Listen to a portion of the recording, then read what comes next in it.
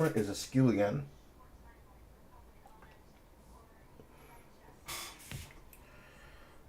I'm gonna have to buy a replacement at this point. I hate spending money. I hate spending money. I hate spending money. I hate spending money. Anyways. Hi, hello, hi, how are you?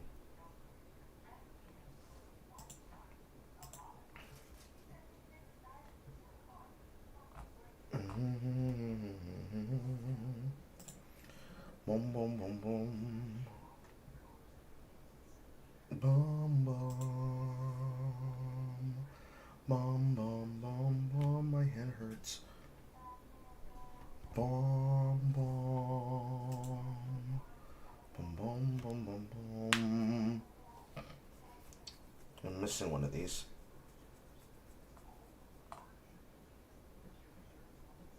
I know we watched 3 things yesterday. I don't remember what the 3rd video is.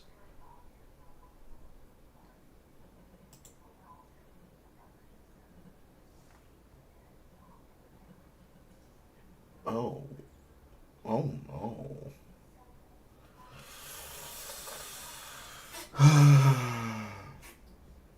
Oh, that's funny.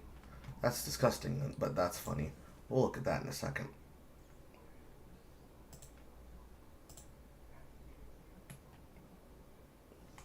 Jesus fucking Christ, Richard.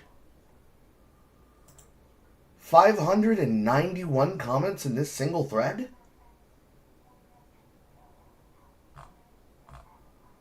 Fucking hell, dude. Can't say he's not committed. Okay. At some point, I'm going to have to set up dinner, but I'm here. There's no point of me having to break for dinner. You know, you only have to go over to the room and then put it together, and then blah, blah, blah, and Bob's your uncle.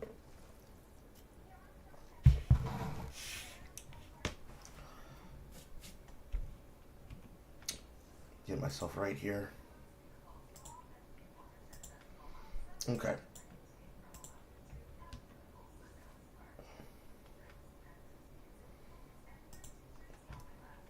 So, let's talk about some news, chat.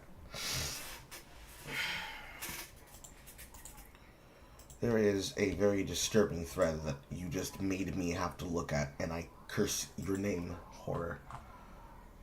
So let's go in timeline order.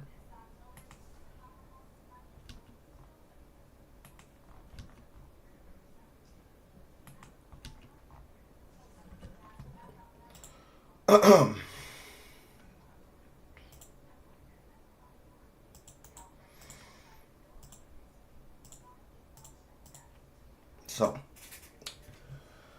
there was a singing, dancing diaper fur that apparently was on the front page of Twitch. It appears that they were broadcasting and they were streaming from inside of the Warframe category. This individual is someone known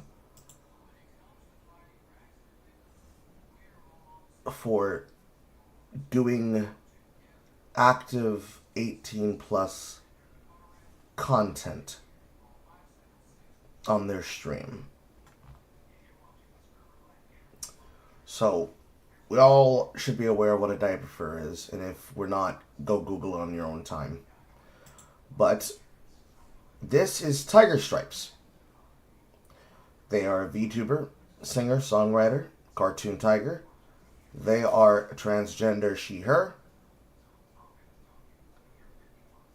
And this is what they do for content. In the thumbnail, it looks like you can just directly request a song or a song parody while they sing as their heterochromatic cartoon tiger. And as almost as it always usually happens, because they were brought to the greater attention of the internet, it only increased their growth of audience.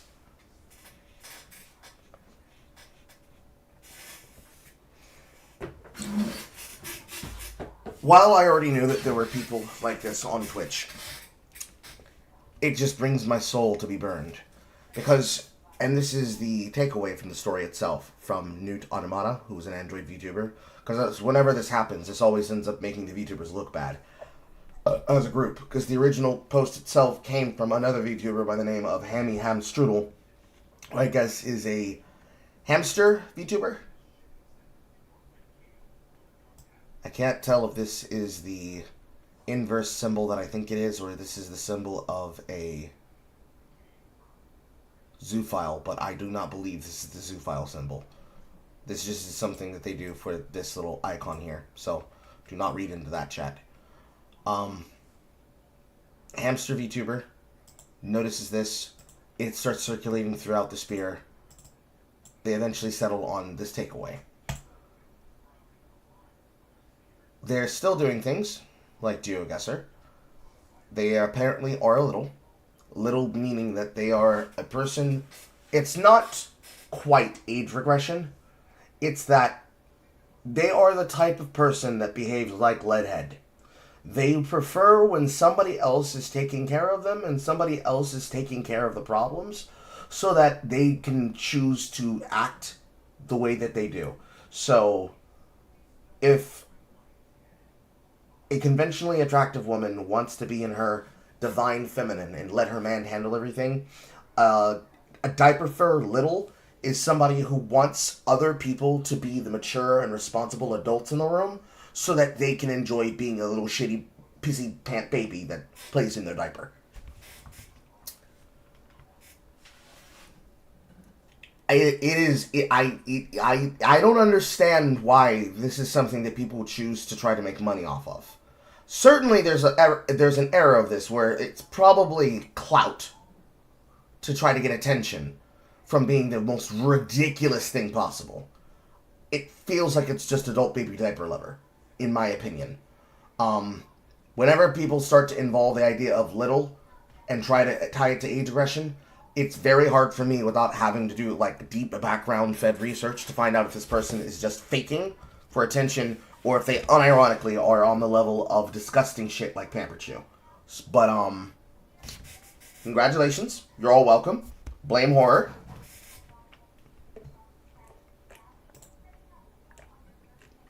How's that for an opening article for the beginning of the stream?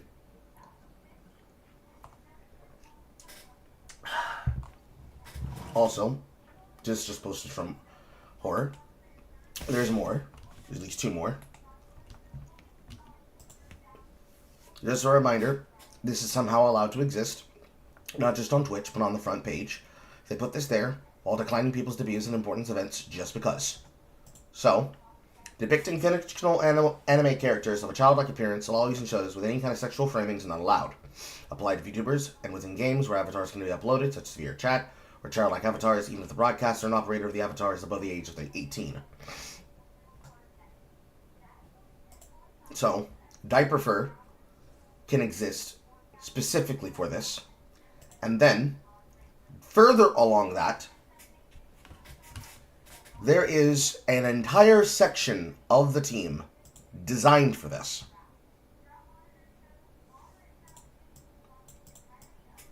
Little space. Mission statement. To grow a streaming community of like-minded, age-regressive, or ABDL engaged individuals with the goal of expanding those who want to feel accepted and represented through the format of a team. We will strive for acceptance, understanding, and support of kindness and love with another and the world around us.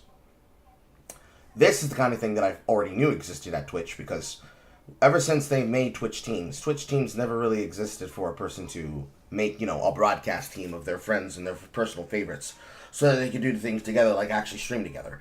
It's usually just been a way for them to cloud each other together into these type of little cloud spaces so that they can then receive protection and assistance from Twitch moderation and staff. And then finally, the article showing the little space.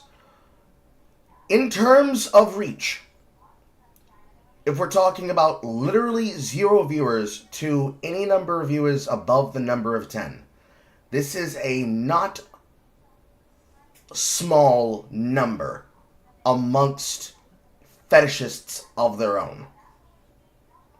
So, we see people here like Mike Bopo, Luca Loud, Chase Raccoon, Crayons and Things, Baby Blue VR, New Bork City, Caliburn Starbun, Ruffy Raccoon, Kai Sparks, Wrexham Fox, and the list goes down and down, and there's at least 94 people on this team. Clearly, they listed their things as 18 plus and for a specific audience, so the only way you would have found these people is if you were looking for them or if you stumbled across articles like this. And then, when you actually look at the moderation time of their watch hours and their views, this is not a small amount of people.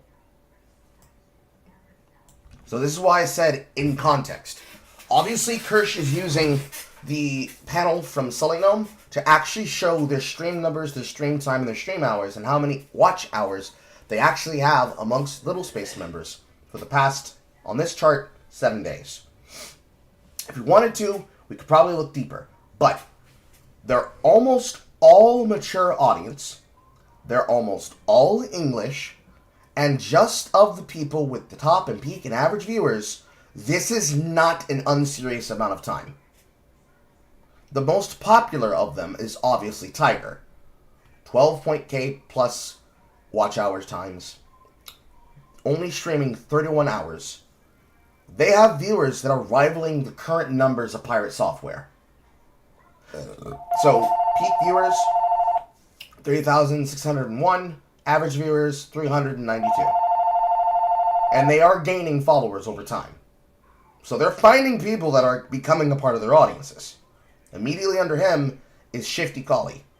4.016k watch time, 19 stream hours. Peak viewers, 3,398, with an average of 205. Between literally 0 viewers streaming to literally who and infinity, having a number that has an average of 205, 392, 34, 41, 32, 24, 30, 39, 24, 17, 35, 21, 14 is actually better than my current numbers on Twitch. Alone. That is an actual number that you can use to build a platform. Now, to put that in context, if you take any of the average channels on the overall statistics, you're talking about comparing this to the big numbers, which don't matter. But let's look at this in terms of fastest growing. Assuming that you care about those numbers, this is what you would expect from the biggest, fastest growing of all time. All of these are going to be people who you either recognize or you've heard of as partners. Adapt, Anna Burrell, Agent 007, Jason Lewine, El Habrim, 2X Rakai, Queso, Marlin, Lacey, Anime, Stella, Stable, Your Life, Absolutes, Steel, Jinxie, Kason, Your Age Gaming, Felt Stop, Owen Pixel, Rashanev, Silky, Shroud. These are the numbers that you'd expect to see from partnered streamers and from people who are a part of organizations, especially when you start talking about things like esports. Then, to beat on the Pirate Software machine,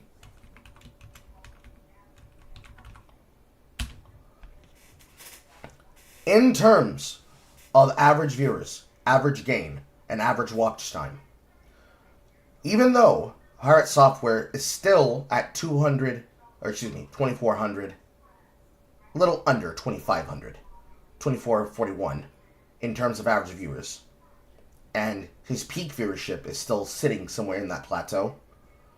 If you look at these numbers by actual value, like consistency here, scale, the numbers on Tiger for his follows, his peaks, and his average, as well as his stream time, is mogging the ever-loving shit out of people like Pirate Software.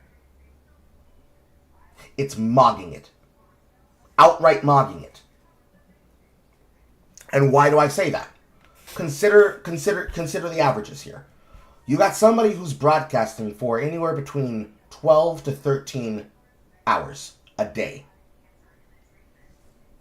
doesn't seem to be consistent right now, as it appears that Pirate Software has now found himself in a just chatting Battlefield 6 Megabonk Blue Call Start and Resonance loop. But numbers to numbers, on the average, this person, because they're also getting the infinite money glitch here, right? They're getting attention outside their sphere of influence that would have not already naturally come to them, to the same way that it came to Pirate Software.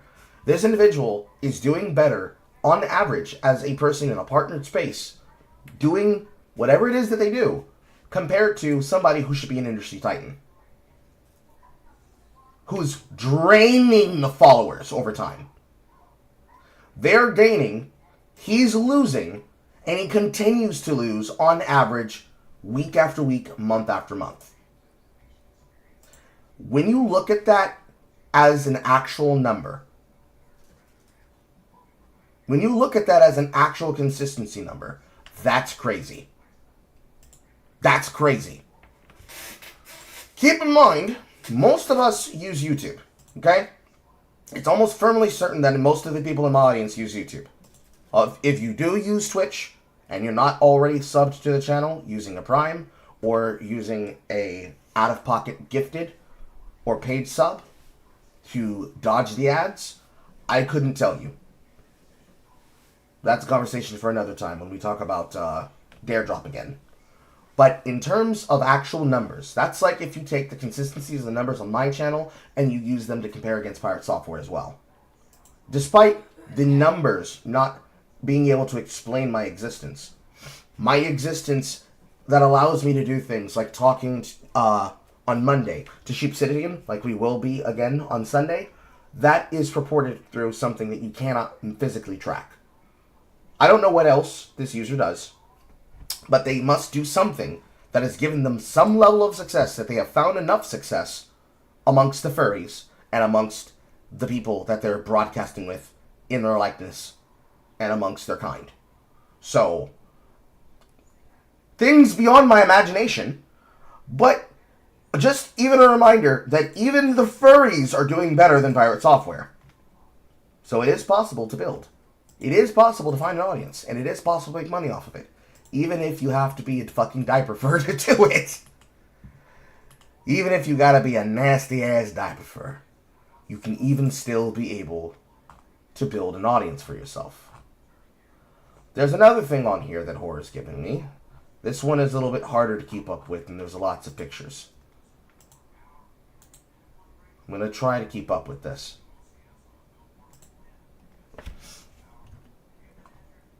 I also have to open these in order.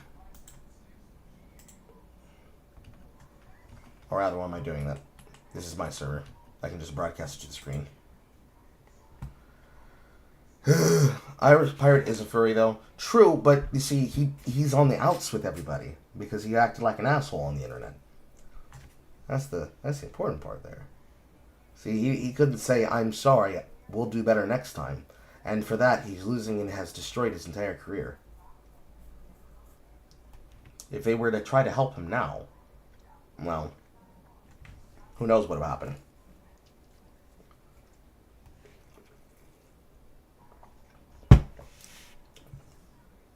I was originally going to open them inside my browser, but I realized I could just simply project the Discord. Give me 1 second.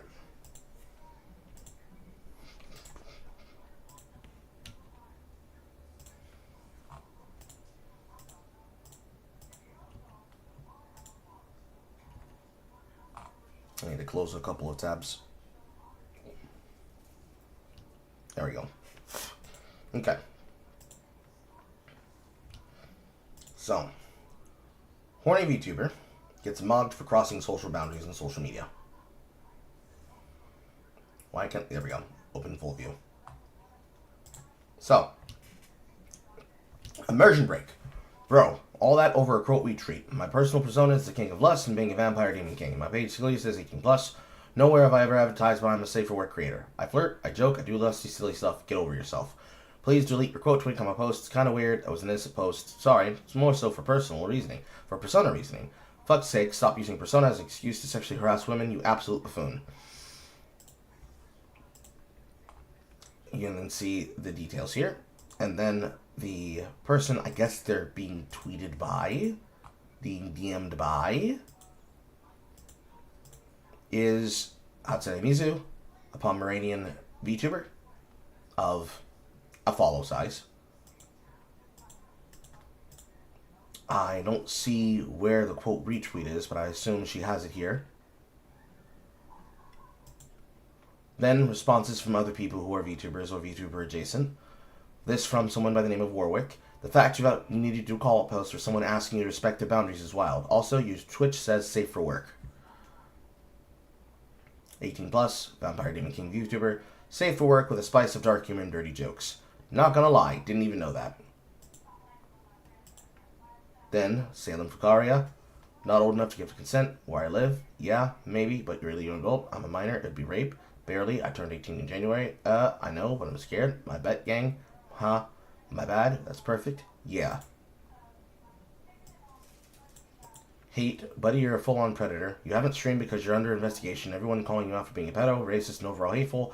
60 plus more pictures of this like this. Get the fuck off the internet. Hashtag exposed, cancel, pedo alert. From someone by the name of Steven. Who I assume is, I guess, a furry mic debate bro? I can't tell. I don't know what the text is on that picture. But these are the images in which he has consumed here. Received an invite, but use dual chat to verify. Buy me Primos first. Do I get head out of it? I'm 15. That's why I said his joke. By the way, I'm 18. So do you like him older or younger, buddy? I'm dating Ilya's mom, who's 35. Press X to doubt. Also, how are you? Said you're a minor. About to be 17 in a month, so I'm not too far. Oh, okay, so we good then. Crying emoji. I'm 18. Yeah, a mouse, and no case. Don't call me babe. Nigga, the fuck you mean don't call you babe? You're my fucking girlfriend. I'm mad right now. Leave me alone, okay? I won't be replying for a few hours. Why? Because I know damn well I shouldn't be letting a man treat me like I have no self-respect, but I can't help it. I hate myself for that. Then enter in someone by the name of Heoteo. You're better than this. Muse warned you that they didn't like pet names, which might seem minor to you. It makes you feel incredibly uncomfortable. As a friend, you should respect that and be mindful of what they aren't okay with.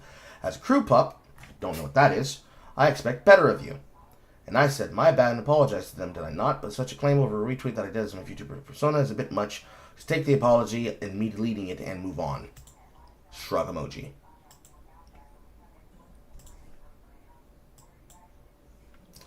Hi, darling. How are you? I'm good. Please don't call me pet names, though. How are you? Oh, I apologize. I am good. Smiley face. That's good. Uwu face. Yay. Sorry. Part of my whole VTuber thingy is the sin and lust, and that's why you'll see how I call everybody pet names. So, the first thing I'm going to take away from this is Salem F does not understand this thing called boundaries. And on top of not understanding boundaries, they would rather ask for forgiveness than ask for permission, which is extremely fake and gay. It's extremely fake and gay to me. Extremely fake and gay.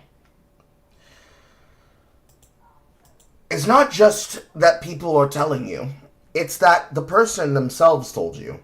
And your excuse is, hey, yo, but it's my persona! If you were in the same space as people like myself, as a flesh tuber, whether you are a flesh tuber, a PNG tuber, or a VTuber, this is as simple as you do not have the consistency of consent to ask, to speak, or to address people like this, alongside whatever other allegations they have on you alone. So without even having to dig further into that, which is just in the middle of the document, you're clearly in the wrong, and you're not understanding why you're in the wrong, which then leads to people then calling you out and bringing attention to why you are in the wrong, and wanting to then further expose you. Furthermore, from Mizu, he claims it isn't him, but why is there a screenshot of an account with your same eye banner posted on one of who's calling you out for a pedophile, made before you made your current account, which is made conveniently like a month after the call out? So then we see Salem Fukuhara, Salem F, same username as the Discord screenshots in the old account too. As you see here, an @ that had a checkmark Salem Ufuruhara, then Salem F Official with the same eye banner. At some point, they changed account handle. For whatever reason, I assume for trying to get virality going on Twitter again.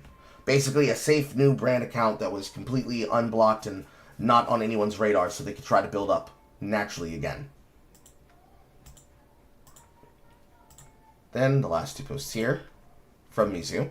That did not need to be public. It screams, "Oh no, a woman rejected my flirting and told me it made her uncomfortable. Better encourage people to harass her. You're pathetic. Your excuses of it being because you're the demon of lust just says you became a VTuber specifically to be a sex pest and wanted a reason for doing so. Maybe you should get over yourself and learn that consent is important if you're going to be flirting publicly. Also, my page is 18 plus. My brother in Christ, you followed me first. Are you okay?" For context, this guy has followed me for maybe 3 days, called me darling. One of the two names I asked not to be called in my boundaries when pinned. Within 20 minutes of following me, the very next interaction, quote, retweets my innocent post with an unnecessary sexual remark. So I believe this should be the post.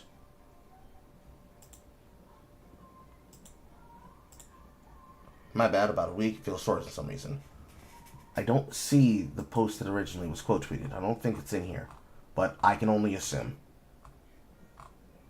Unless it's here? I can't tell. Anyways. So, horny VTuber, or horn dog VTuber, fuckboy, on the level of that predator I called out before on Twitter by the name of King Thoticus, behaves in a similar manner to King Thoticus, going around imposing himself on people's boundaries, using being a VTuber as a way to get around having to have basic decency and respect for other people, and ends up getting canceled over it. Justifiably so. And being exposed as a pedophile. Or pedophile. But probably just a pedophile. Same as it ever was. A lot less annoying than anything else that could have happened. Also, everyone's favorite sexual Casanova who hits on a woman during his vacations only to find himself becoming a content creator in the form of Cameron F305 has decided to make another content comp, this time focusing on empaths, which is to say it's a video about iDubbbz and Dark Viper AU. Let's watch.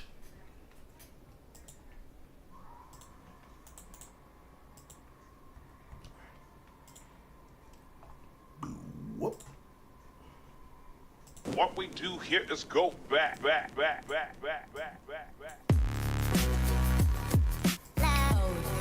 I find it interesting that Cameron just tried very desperately to pivot that entire revelation that came about from him getting pressed by Foggy and him getting pressed by FPS Diesel and the other moderators, while all of that other shit was happening in the background. I find it very interesting that that happened, and that, I guess, this is him trying to find a way to sweep it under the rug and move forward. 171k views in 4 days means that this is the case. He gives special thanks to my beautiful girlfriend for helping him film.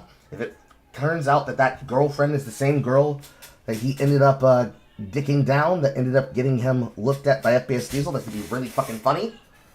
I think, concerning all that drama that happened when I was paying attention to it, and when it was covered by Foggy and company, I think that situation ended up showing us what kind of person Cameron F305 is going to be.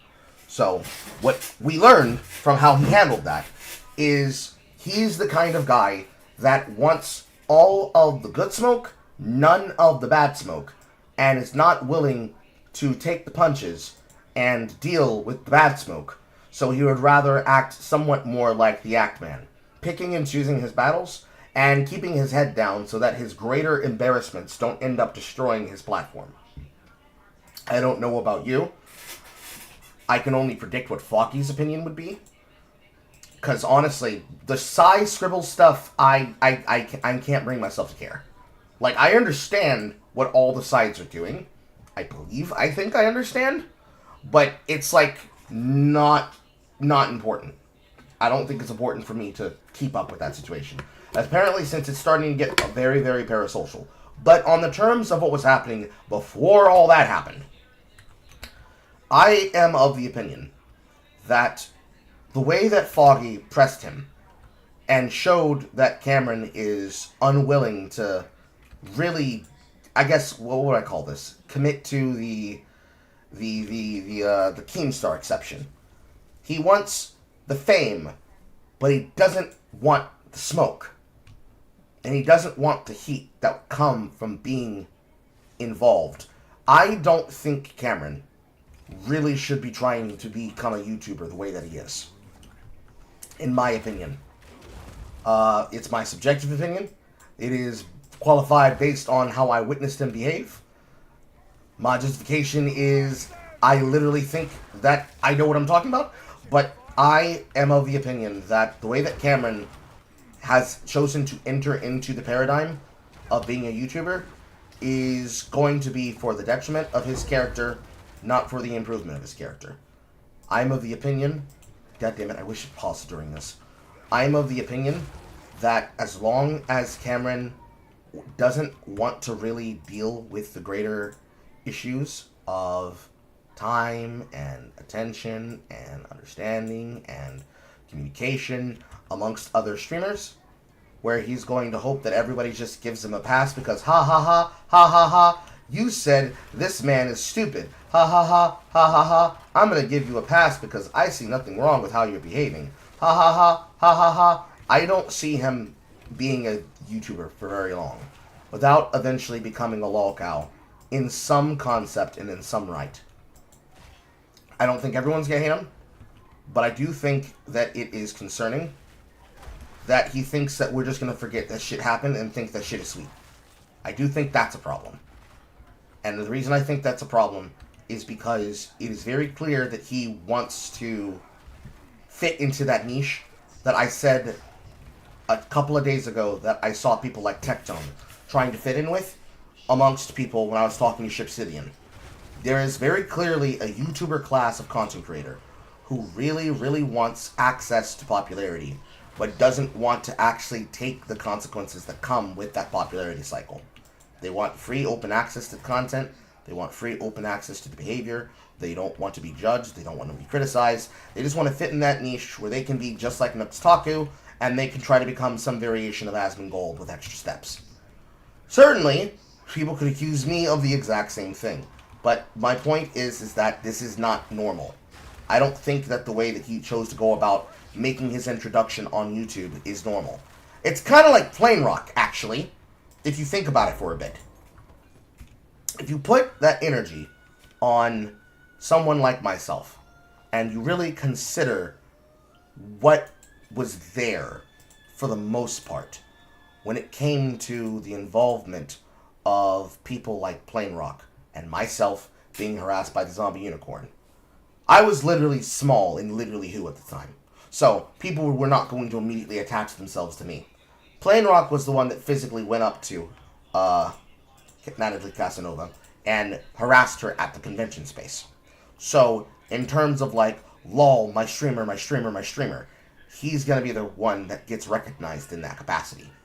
Outside of that, I could not be able to tell you what should happen next in this situation, or how that should be handled. Because it appears to me that in just terms of what's important, most people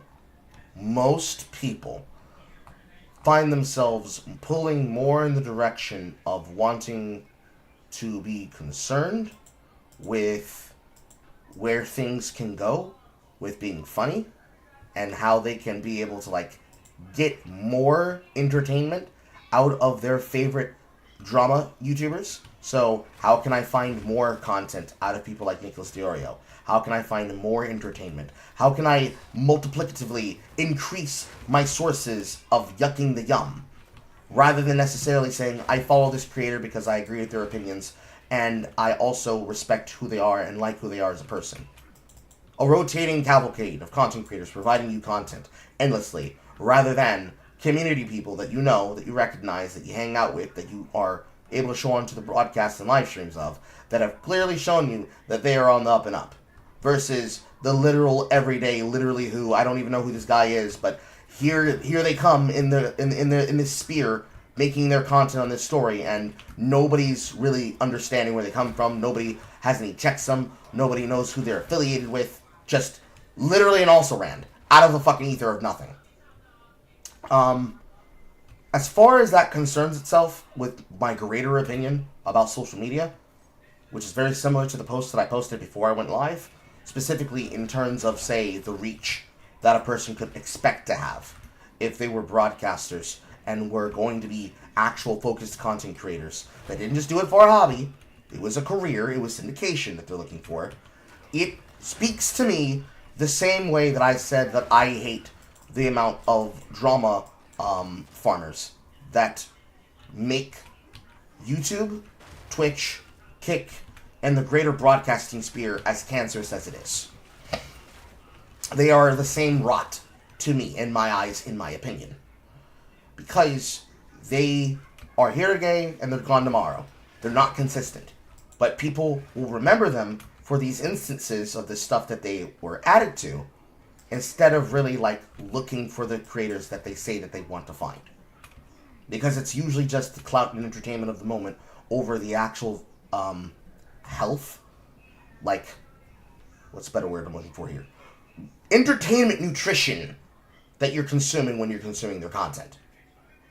So, if something like VTubers that are hypersexual, screaming at the top of their lungs that they need to be bred, they need to be bred, they need to be bred, is something like a fast food hamburger, you've got people attaching themselves to content creators like the Act Man and people like Cameron 305 that are basically serving them empty calories with the promise of more material and content for the price of a medium burger combo at a carnival.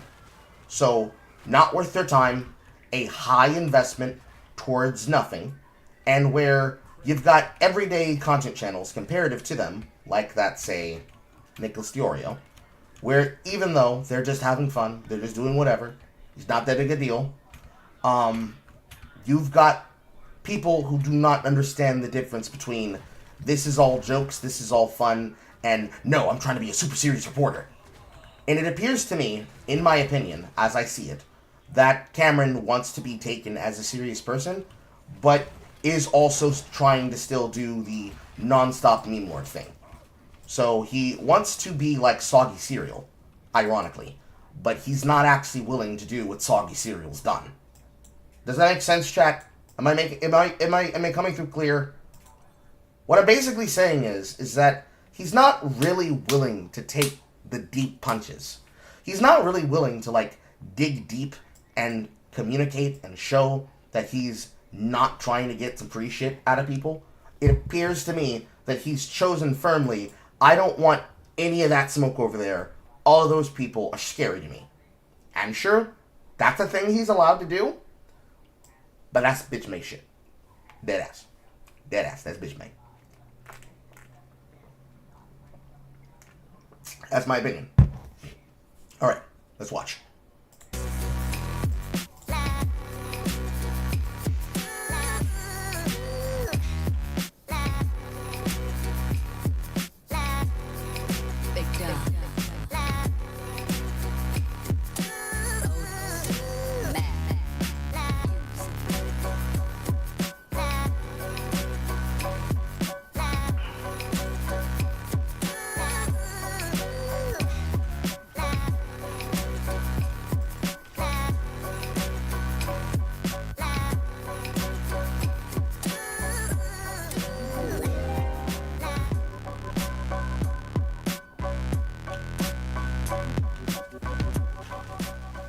Before I dive headfirst into a pool of concrete, let me give you some backstory. As your new local content cop, I scour the internet daily hoping to make it a better place. I can't just focus on our most wanted list, otherwise everyday content criminals would get away scot-free, and today that was my plan. Believe it or not, there was no plan for another items mentioned on this channel until my Meet the Jamhas deep dive video. He's gimped, he's raped, he's gay. And after today, no matter what happens, I'm going to stand by that. However, today, I had to make the exception. You See, today's video was only supposed to be about our little Australian empath known as Dark Viper AU. Why can you not stop lying? Please stop lying! But thanks to my busy college schedule, my move in August, and, the events of September 2025, a lot has changed. I'm putting this here in the beginning to let everyone know that this is not going to be the iDubbbz drama channel, and my last video goes further into that. But with all that out of... I mean, the problem with that is that that's kind of what people are doing right now, bro. As much as my own family member could accuse me of being the type of slop commentator that has absolutely no opinions but follows the opinions, a la the energy of people like Tectone, this is the problem that I personally have, Cameron, with your content.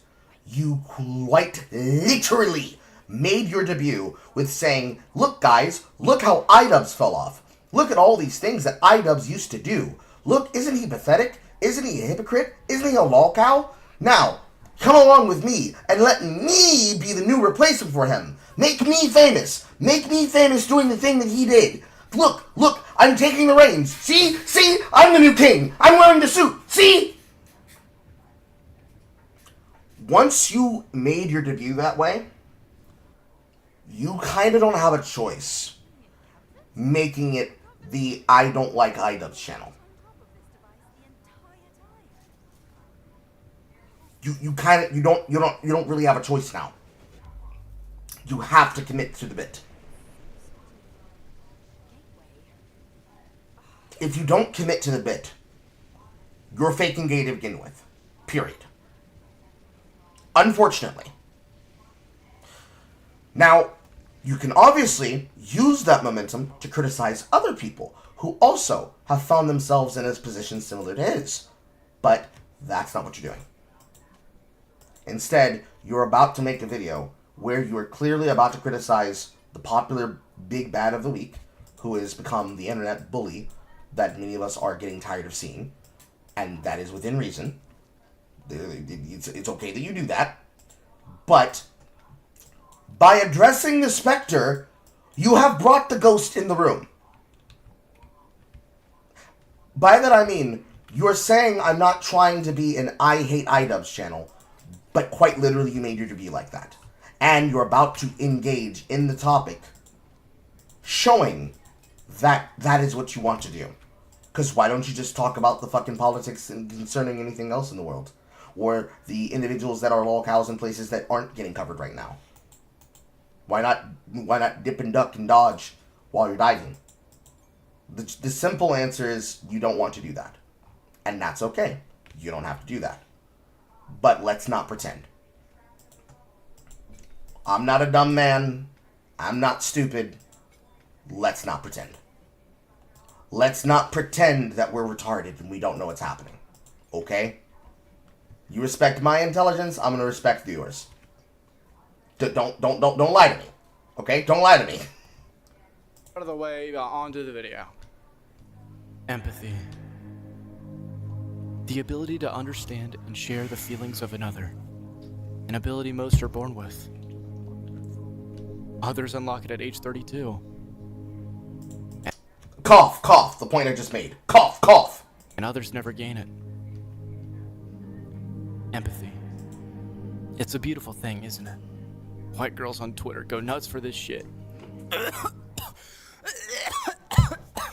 Yo, what up, Black Panther? Welcome back to another episode of Content Cop. Today's episode will focus on two empaths, and for that reason, I feel it's important to lay out the term empathy. You know, what it means, how it's been misused, and why it's a buzzword for this genre of people. Empathy can be summarized as putting yourself in another person's shoes to understand and feel their emotions. You know, gay shit. Sometimes a total lack of empathy can be symptoms of conditions like autism, NPD, BPD, or sociopathy. Other times it stems from environmental factors. Everyone type 1 in the chat if you're a sociopath. Oftentimes the term is confused with another basic fucking human emotion, sympathy, which is feeling bad or feeling pity for someone else. The two are similar in nature, but very different in practice. Today's episode of Content Cop Reload is sponsored by my socials and my lovely patrons and members. For behind the scenes content and live streams, be sure to check out my second channel, Chaotic Cameron. Join the Discord server and interact with the community. And don't forget to follow that Twitter and Instagram, or you could support me like these lovely people by becoming a patron or channel member. And of course, don't forget to smash that motherfucking like button and subscribe, bitch. now that we have our definitions laid out, let's get into how the term empathy has been misused and causes eye rolls for many. Other than its conflation with the term sympathy and other broad applications, the destruction of the term is pretty easy to pinpoint in my honest opinion. In fact, it directly ties to the uprising of virtue signaling that we covered in my last content cop. Most of the time when the term empathy gets brought up, it gets used in superficial corporate initiatives. It's often used as a catch-all term to show how you're the bestest person. It's weaponized in debate or discourse, or it's used by armchair psychologists to diagnose people, etc. In these cases, when many people feel overexposed to the term, they'll become cynical. My audience likely feels this cynicism every time they hear iDubbbz talk about his empathy. So why do Again, cough, my point. Cough, cough, my point. our subjects today love to use this term? Well, it's their buzzword for morality, which in turn feeds on the vulnerable. It's their way of telling you that I'm a decent person. I feel everyone's pain. However, anyone with a brain can obviously tell you that that's just not the case. Like, nobody, with the exception of Jesus, is going to understand the life experience of everyone. In human nature, it's just harder to feel empathy for situations or people that you can't relate to. That's where sympathy should come in. Cameron, do you really think I'm a fucking idiot? Why are you telling me that? Oh my god, it's so hard. Again, my point. How can you say I'm not the I Hate iDubbbz channel and I'm not the iDubbbz clone while you ape every single joke of iDubbbz, possibly? Doing it for a video specifically focused on making fun of him is one thing. The fact that you are still doing it, and that's just going to become part of your brand now, and then everything else that is your identity is being stripped, removed, dumpstered, and you're running away from it as fast as possible. I don't know. Do you want to be iDubbbz? That's the underlying opinion that I have while I'm watching this. Do you want to be iDubbbz?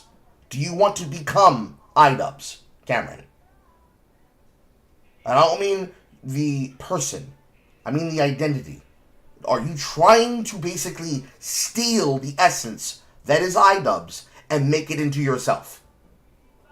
You can't do that. It already existed. We don't need another iDubbbz. Just be yourself. Sure, use his jokes, but stop trying to basically become him.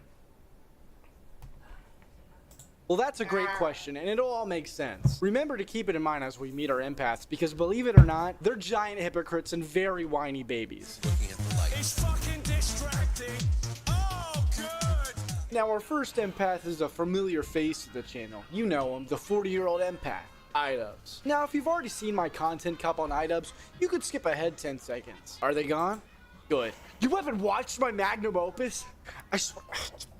Take this citation and watch, or you're gonna pay a hefty fine. Not cool, dude. Unlike my predecessor, I try to be fair and give as much context as possible. But since you probably know the iDubbbz empathy lore, I won't spend too much time on it. However, for the sake of context, we can briefly go over his publicly stated principles on empathy. That way, we have it in mind for when we see that empathy in action. So, in 2023, after a miasma of controversy related to Creator Clash, iDubbbz dropped a video apologizing for his old edgy content. Y'all know the story. It was fine if he wanted to move on. He's free to do that. But then he dropped his out. His reasoning as to why he made the type of content that he did. Of course I have empathy, but I never did.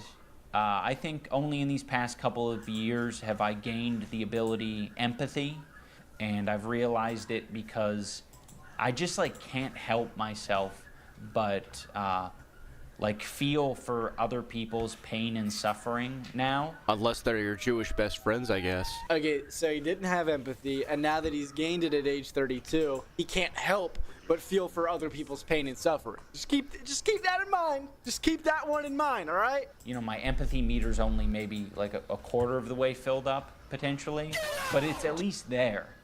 Who could forget this out? I really don't like the sound effect. I hear that sound effect all the fucking time on YouTube Short and TikTok. I hate it. This is not a criticism of the work. I just hate that fucking sound effect. We love this, Al. The empathy. Although I suppose if that had to be related to the content. Are you trying to appeal to Zoomers here?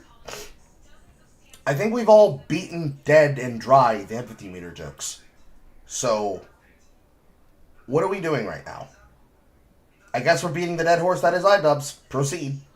meter. He slid that in just in case he forgot to feel a few people's pain. You think it's funny? You think the empathy meter's funny? The empathy meter's bad? Okay. I just want you guys to know that you can unlock ability empathy if you experience more life. It might take you getting hurt a little bit, but it's worth it. It is so worth it. It is so worth it. Woo! You feeling that empathy? I'm feeling that empathy. So his overall message laid out a couple of years ago about his empathy was that he gained it at age 32. He now feels for everyone's pain and suffering with the possible exception of the occasional miss as a result of that low empathy meter. But most importantly, if you put your heart and soul into it, acting up just thinking about it, you too can acquire empathy. Woo! Oh, praise the Lord. Let that Holy Ghost language come up out of you.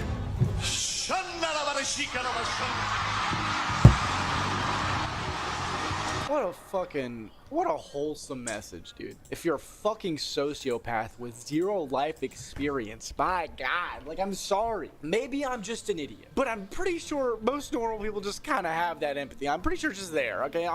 This isn't some life journey usually you have to seek out, okay?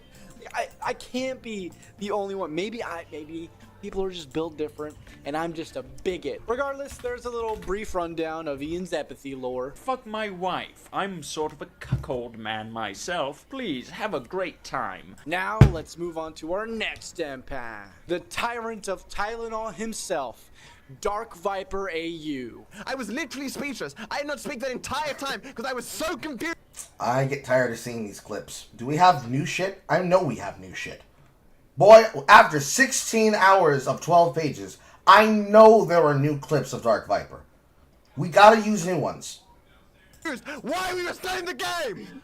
I have never been this mad at a person in the entirety of my life. A quick rundown of Dark Viper for those unfamiliar. He's a YouTuber with a storied past in different ventures. He started as an atheist channel where he debated Christians, and then he went on to this freeboot gig where he was basically upscaling different debates and whatnot until it eventually got demonetized for, stealing content, which is very ironic. He also ran a reaction channel at one point, I'm pretty sure, until eventually becoming a GTA speedrunner. And for the past several years, he's been one to stick his little nose into all sorts of controversy and sometimes starting some drama of his own. He's got a history of horrible responses to criticism and just general schizo behavior that's been well documented. If you're just unaware or one of his diehard fans, I recommend you guys watch the videos about him by the British Runner, who go way deeper than I'm willing to go into today. But for the sake of this video, I'll go over a few notable examples. He constantly inserts himself into drama, going on aggressive rants on Twitter. He's got the lolcow gene of unnecessarily responding to absolutely everything with pages and walls of text. Oftentimes he executes that classic cycle of starting some shit or attacking someone and then asserting himself correct, then his shitty behavior backfires, and then he plays the victim. He's got this crusade against React content, which,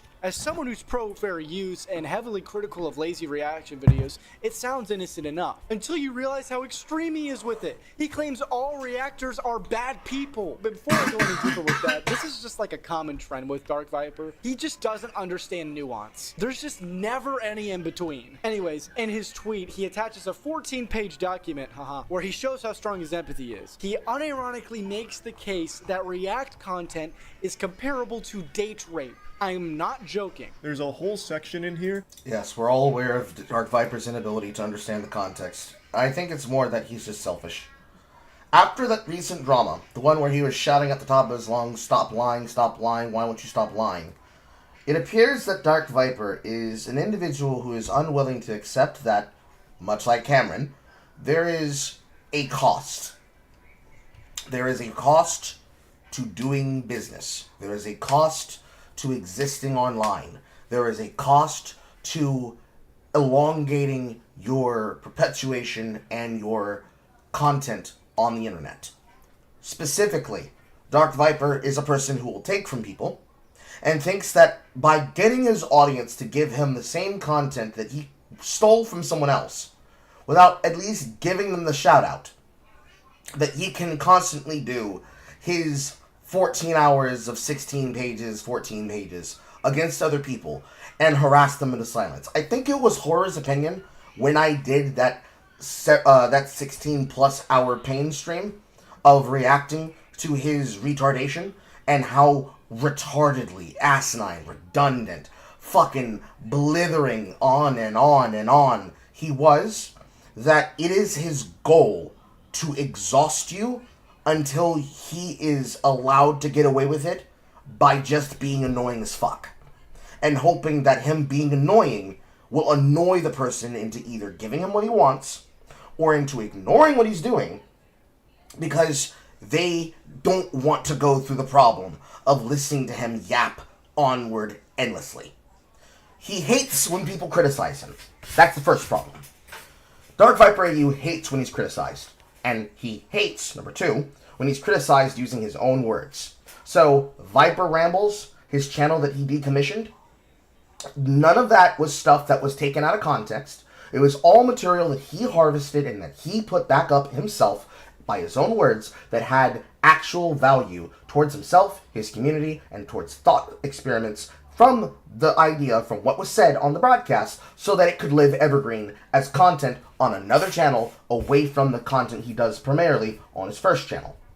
So, an archive channel, just like any archive channel any person can have, he gets mad that people take the words that he said, and I remember, because we covered this when I was playing Once Human, he gets mad that people took his opinions, talked to other people about those opinions, and then got pissy baby shit angry that people made fun of the dumbass shit and the public embarrassments he posted publicly online. Because he got mad that people were making fun of him, that they were quoting that his own girlfriend, probably fiance/wife now, who knows, he was getting mad. People were commenting the fact that his own girlfriend was saying, please, just turn off the camera. Please, we're on vacation. Please, you have to focus on the haters while we're here in this beautiful country, while we're traveling abroad. Please, just get off. Just stop. And he wouldn't. He also tried to say that, oh, this is irrelevant because this is from the Rambles channel. This is completely non sequitur. And then in the very same clip that he's bringing it from the preamble of the video compilation that he put together, this is taken from the content because I believe that this is valuable. You put that floppy cock on his mouth, and all of a sudden, he don't want to suck the cock no more. Oh, you see, actually, it's okay when I refer to it in my content. When you all use it to embarrass me and use it as a never-ending pages of my L's, and you preamble this, and you announce it to the court where everybody can see it, I'm embarrassed now, so actually you're harassing me. And then, when he's big enough to believe that he can bully the person, he will harass that person endlessly, saying that you need to stop harassing him. You need to stop attacking him. And that was the case with the person from, what game was it? GTA 5, GTA 4, San Andreas. There was a trick that required you to use a specific setup in order to basically shortcut and speedrun a particular mission using an entire mesa to shortcut the route. He took this content from somebody else. That person came up to him, said, hey, I saw that you used my content, I saw that you used my trick, please can you credit me for my trick? What he tried to do was say, I can take the content and use it in whatever way I want, you can't ask me to give you credit, and tried to fucking blackball him. That then went viral. So his reaction to that, instead of finally giving the guy credit, was to take down the original and then put up another version, because he claimed he couldn't do that because by putting captions and his voiceover on the clip featuring the trick, that it meant that he possessed it by the feature of ownership, by the right of fair use, which I would say is dubious at best. And the way that he chose to go about it, especially when called on the spot, like, you're caught, nigga, that's his. Bullshit at the worst. So, technical thieving, but in the spirit of thieving. So, by that I mean, the exact thing that he claims that he hates is the shit he did. He stole from someone, tried to cover it up like a big fucking shuttle channel would, stealing from somebody who's like my size, and then brought in a viewer to do the trick using their footage to record themselves doing it, took that footage and then used that footage to replace the content that he took down. So, stole a guy's content, stole a guy's tactic, stole a guy's entire technique for speedrunning, didn't want to credit him, didn't give him any admonishment, tried to call him a liar, tried to say he was harassing him, wanted him to give up. When he didn't give up, he acted like a bitch. He got one of his followers to basically make a one-to-one copy of the material, took that material, slapped his fucking brand on it, and then tried to sell that shit out as his own, hoping that nobody would call him on it. Meanwhile, being the biggest content clopping, reaction content meta is bad and you should never do it. And if you do it, you're a thief and blah, blah, blah, blah, blah, blah. And if you're one of those content creators that does it, I'm going to harass you until you agree with me. Along the same lines of what he did to Charlie, what he has justified with content channels like BellyLR Gaming, who himself is a bitch. The kind of behavior that is had amongst the left wing when it comes to reaction content, but only their kind of reaction content. He'll never do this to somebody like Hassan. He'll never do this to somebody like the fucking dregs of crumb tubers and bread tubers, like Noah Samson. He will never do this to people like FD Signifier. But no, it's individuals that happen to be close enough to drama that he does it to. Which means Charlie, the Unsubscribed Podcast, Asmongold, and whoever else could go viral at the time. Which, in that time period now and back then, would have been Some Ordinary Gamers, Nux Taku, the Some Ordinary Gamers podcast that he did with Nux Taku, other podcasts like it, other big cloud content creators like it, other reaction channels like it. And for me, that's what makes Dark Viper a bitch in my mind. Because he's quite literally just a fucking hypocrite. Obviously. Most of us know this. But it's how, by his own rules, he is not honest that makes me the most angry. Why is my shit constantly going back in and out? This is why I gotta replace his camera. He is unwilling to stand his own criticism and his own dialogue and his own choices. And this is the poison towards the problem. Because he's known for being the guy that does this particular thing. Right? So let's put it this way.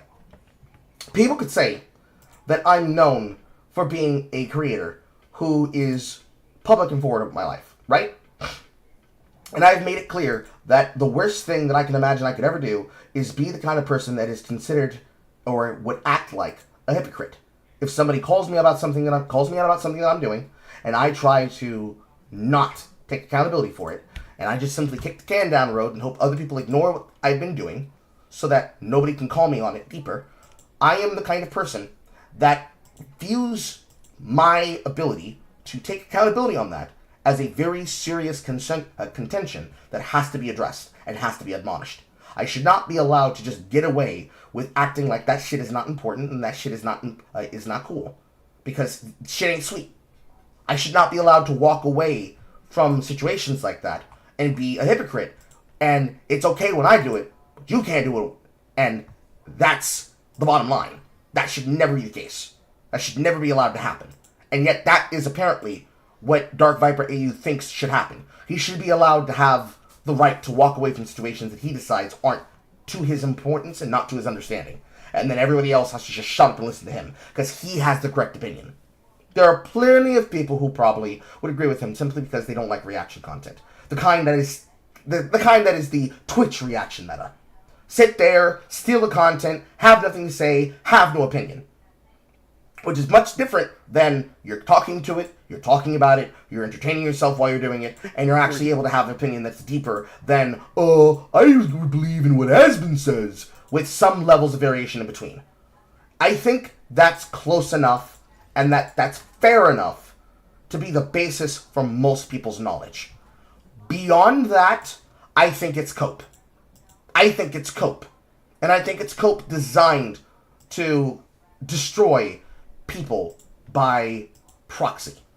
It's designed to make you give up so that you don't confront him and don't call him a retard to his face. That's just my opinion. It's my opinion. It's an opinion that I feel is correct because I'm not wrong. I know for a fact that is how some of them see it. And for whatever it's worth, it is what it is. Do they have to always act like this? Is it always going to be like this? I couldn't tell you, Chad. Honestly, I couldn't. I would prefer that if it were to change for the future, for the better, that it at least come through in some capacity where people are able to show some level of shame for the consequence. Because I don't think it's acceptable that you can have people like Dark Viper try to make such a big name for themselves, make their entire brand and their entire persona being, you can't steal from us, you can't take my stuff, you need to be honest and make your own content, and then turn around and act like that shit is sweet in that situation just because he believes that because he's big enough that he can bully someone smaller than him into silence. Can't fuck with that, never gonna fuck with that, never gonna tolerate that. I don't care who thinks differently from that. My opinion is right. Period. It's not okay. Because there are clear rules and boundaries. And those rules and boundaries are what honor bound us as content creators to each other to understand we might all be different types of people, but we're all still humans at the end of the day, and we need to be as reasonable with each other as possible so we can get across and we can have fun doing what we do as creators. It's the same opinion I said to Obsidian. If we're filled and surrounded by people that just are the definition standard of fucking hypocrite, they cannot be brought and they cannot find themselves capable of accepting that this is not a place where you can just fuck people over and that there's not consequences for your actions. It is not the kind of place where I think I want that kind of attitude to be normalized amongst the people that could do something better than most. I don't think that's what should be happening, in my opinion. I don't think it should be happening like that because that is gay. That is gay. Being the kind of person that pulls the ladder up behind yourself and fucks everybody else over because you think you deserve it more than they do. That's gay! It is gay. It is stupid. It is dumb. It is lame. It is embarrassing. It is cringe. Because it's supposed to be fun. This shit is supposed to be fun. It is not fun when people act the way that they do. It is really fucking not fun. Does it always have to be like that? Is it always going to be like that? I couldn't tell you, chat. But I think, for what it's worth, it's gotta become different. It's gotta become different. It's gotta become better. It's gotta become better. Words are hard. It has to become better, and we cannot have it become bitter. It has to become better, and it cannot be bitter. Because the fact of the matter is that if that's how everything's going to be, where we just decide this is acceptable behavior, and there are no standards, this is what we think is normal, I think it's probably better that things don't grow past this. I think it's better that creators like Dark Viper end up being the lolcows that they are. Because if there is no respect that can be afforded by how they choose to go about behaving in this capacity, in this way, where it's okay because they decided that it's okay, I think that it's only going to go one place. And that's to boredom, that is to piss shit, and that is to exhaustion. For a lot of reasons, for a lot of methods. Especially when it comes down to the brass tacks of why is this person always in the news, and why is this person never truly taking accountability for their actions, for the shit that they're doing. I think that's probably the most important thing at the end of the day, in my opinion. Maybe I'm wrong. If so, it is what it is. But I don't think this shit is okay. Right now. I don't. I think this shit is exhausting. And I also think that it has no benefit if the person who has the opinion is unwilling to really take accountability for the fact that they created that paradigm. And now that the paradigm and the opinion has come to ruin them, that they decided, actually, no, not me. Because then we just create the exact same problem that is already destroying the platforms as a whole. And it's destroying community, and it's destroying content as a whole. Lots of talking, but it's an opinion that I have. It's probably an opinion I will always repeat, because I don't like hypocrites that do that. The same way that Cameron can say that he hates hypocrites that are just saying what has to be said in order to get people's opinions and get people's attraction, and say, wow, that's a really good person. I am very, very, very, very, very concerned with the kind of people that create that problem for everyone else and then acts like that shit is normalized too. Because it's all the same shit. It goes to the same place. It's a problem of who watches The Watchmen. And I think the answer there is FPS Diesel, Foggy, and the rest of the commentary community. But still, at the end of the day, that's not like we can't notice this shit from our own places. It's not like we can't notice it from our own standpoints. Alright, I'm done talking. He basically compares reactors to sexual abuse criminals and insinuates that they'd be likely to spike your drink at a party, take silence for consent.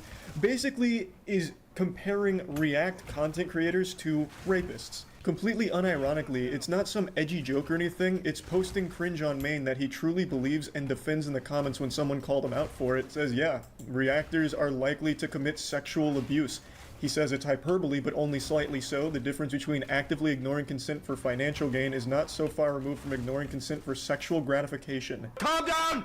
You calm the fuck down! He does this in order to label all reaction content creators as bad people, while also claiming that everyone fine with their content being reacted to is being forced to because of fucking the way the culture works or whatever. It's a very dumb argument, and it only makes those of us who are fine with transformative reaction content but have a problem with fair use violations in reaction content look bad. Most people initially... Yes, basically, if you wanted to make it simple and shorter, without the Carlisms. Disregarded the document because of how ridiculous it was, except for most critical who was mentioned in the document. Now, Charlie did get some things wrong while covering it, so in response, Dark Viper made a video where he did correct Charlie in what he got wrong, while simultaneously having a huge fucking meltdown while misrepresenting Charlie. I don't know what he's responding to here, but I did write a 14-page script explaining it's a 14-page document. You against a 14-page meticulously written page. It's 14-page meticulous page. It's 14 pages! On page 14, Dark Viper, fuck the Loch Ness Monster, is 14 pages long. That's a 14-page fuck. Which is why I spent... Yes, 14 pages, 14 pages, 14 pages. Realistically, the problem at the end of the day with Dark Viper AU is this here. This is the actual thing that Viper has a problem with. And this is the point behind what I was saying. He is unwilling to take accountability for the fact that he is directly tied into this matrix of this behavior. And how weird it is to be somebody who's going to say, yes, 14 pages, 14 pages, 14 pages. But actually, it's just bullying. For the most part. I know that's what he would say. I don't think it's bullying. I think it's people mocking something that is incredibly mockable. And him not understanding the difference is the reason why he continues to spurg about 14 pages. It's the reason why it's the basis of all of our jokes. To assume that people are going to read through the entire 14 pages of a document in something that is passionate to you, but is literally what the fuck is this to them. This is the context of you trying to simplify and make smaller the shit that you're saying, for the best part. Now, in the past, there is a J that's tapping on the screen like, yeah, nigga, that's what we're saying! But here's the thing. The problem with Dark Viper is that he fucking yaps with no understanding, cyclically, without actually being able to get to the point. Someone like myself, if I'm trying to explain something, I'm showing the whole view. Because the problem is the context. I fight the devil, and I get onto the details. I look for the details, because the devil is in them. Understanding this context is how you are able to understand these people, and understand these spaces. And people don't want to fucking do that. They want to simplify everything, and put everybody in a box. It's not that easy. It's not that simple. And you shouldn't be doing it anyways, because that's how you end up creating an even worse space for everyone. If you decide he's just a lol cow because he's being a spurg and that's what it is, then you're not going to be capable of communicating with him. You're not going to be able to solve problems with him, or anyone for that matter, because then no one gets respect. You have to remember the human in this. For him, this is about fighting people like Hassan Piker. And that's assuming that he dislikes Hassan Piker. I don't know what his political opinions are. Maybe he hates Hassan Piker deeply. We couldn't know. He's too busy spurring about shit that doesn't fucking matter. My point is, he does not understand how to condense. I can easily condense, but I can't assume everybody knows everything. So I would rather inform people. And most of the time, people are very quick to try and jump to conclusions, and they don't listen. That's the general problem that I would have. People don't listen. They don't take the time to listen. They don't want to listen. Some of this could be its own problem for someone like me, right? Some people could how many frames do you want to go out? Like the streamer reaction to the streamer to reaction to the streamer. You see, this is the reason why Carl's a loco, because he believes that people want to have that extra detail when all they really wanted to do was be informed about the material and bullshit. I think that's dumb. If we're going to talk about some shit, let's actually get to the bottom of the problem so we can prevent it from happening. Otherwise, if we can't answer what's the problem, why should I care, why are we here? That's the problem with Dark Viper. He, like Cameron, does not understand the fact that the way that he communicates and expresses himself does not have the ability for people to understand. And he does this now, where before, maybe in the past, he didn't understand that he needed to do it better. He needs to understand that it's not about the 14 pages. It's about condensing the spirit of what's in those 14 pages. But, like I said, he now just explicitly spurgs like this because he cannot stand the fact that people don't just immediately give into his position. Because in his mind, you're standing against me and fair use. So you're a bad person, so you should be removed. And the fact that you're not letting me get away with this means that you're harassing me. Because how could you disagree with my opinion? My opinion is completely fine. It's like Vicky from my robot. My logic is undeniable. You just won't listen to my 14 pages of dissertation that proves that I'm right. Therefore, you're evil and wrong. Therefore, I will harass you with copyright claims until you give me what I want. And then I will convince everybody that you're a bully. That's the problem. Personally, constantly spurring about 14 pages doesn't actually explain the goddamn problem. That's just a meme. And memes aren't understanding. And 14 pages establishing. We were in the 14 pages of writing. In all 14 pages that I wrote, I fucked the Loch Ness Monster, as I again established so heavily in that 14-page document. He tried downplaying while simultaneously doubled down on his shitty date rape analogy. By the way, that's a tactic he'll be using a lot throughout this video, so... I mean the tactic that you allowed to be representative of his opinion throughout the video. And realistically, the opinion that he akins it to date rape is that you're forcing it upon people. I would say it's a dumb fucking analogy, but the concept is sound. It's just he communicated this poorly, and everybody else is just running away with the... And he said that you taking content is like raping, bro.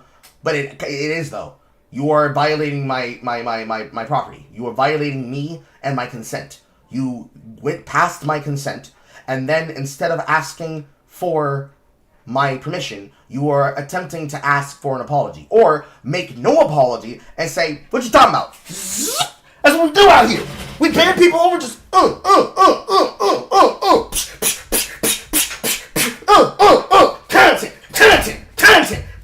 take it. And if that's how people view it, like, what you talking about? We out here raping everybody, bro. This is normal.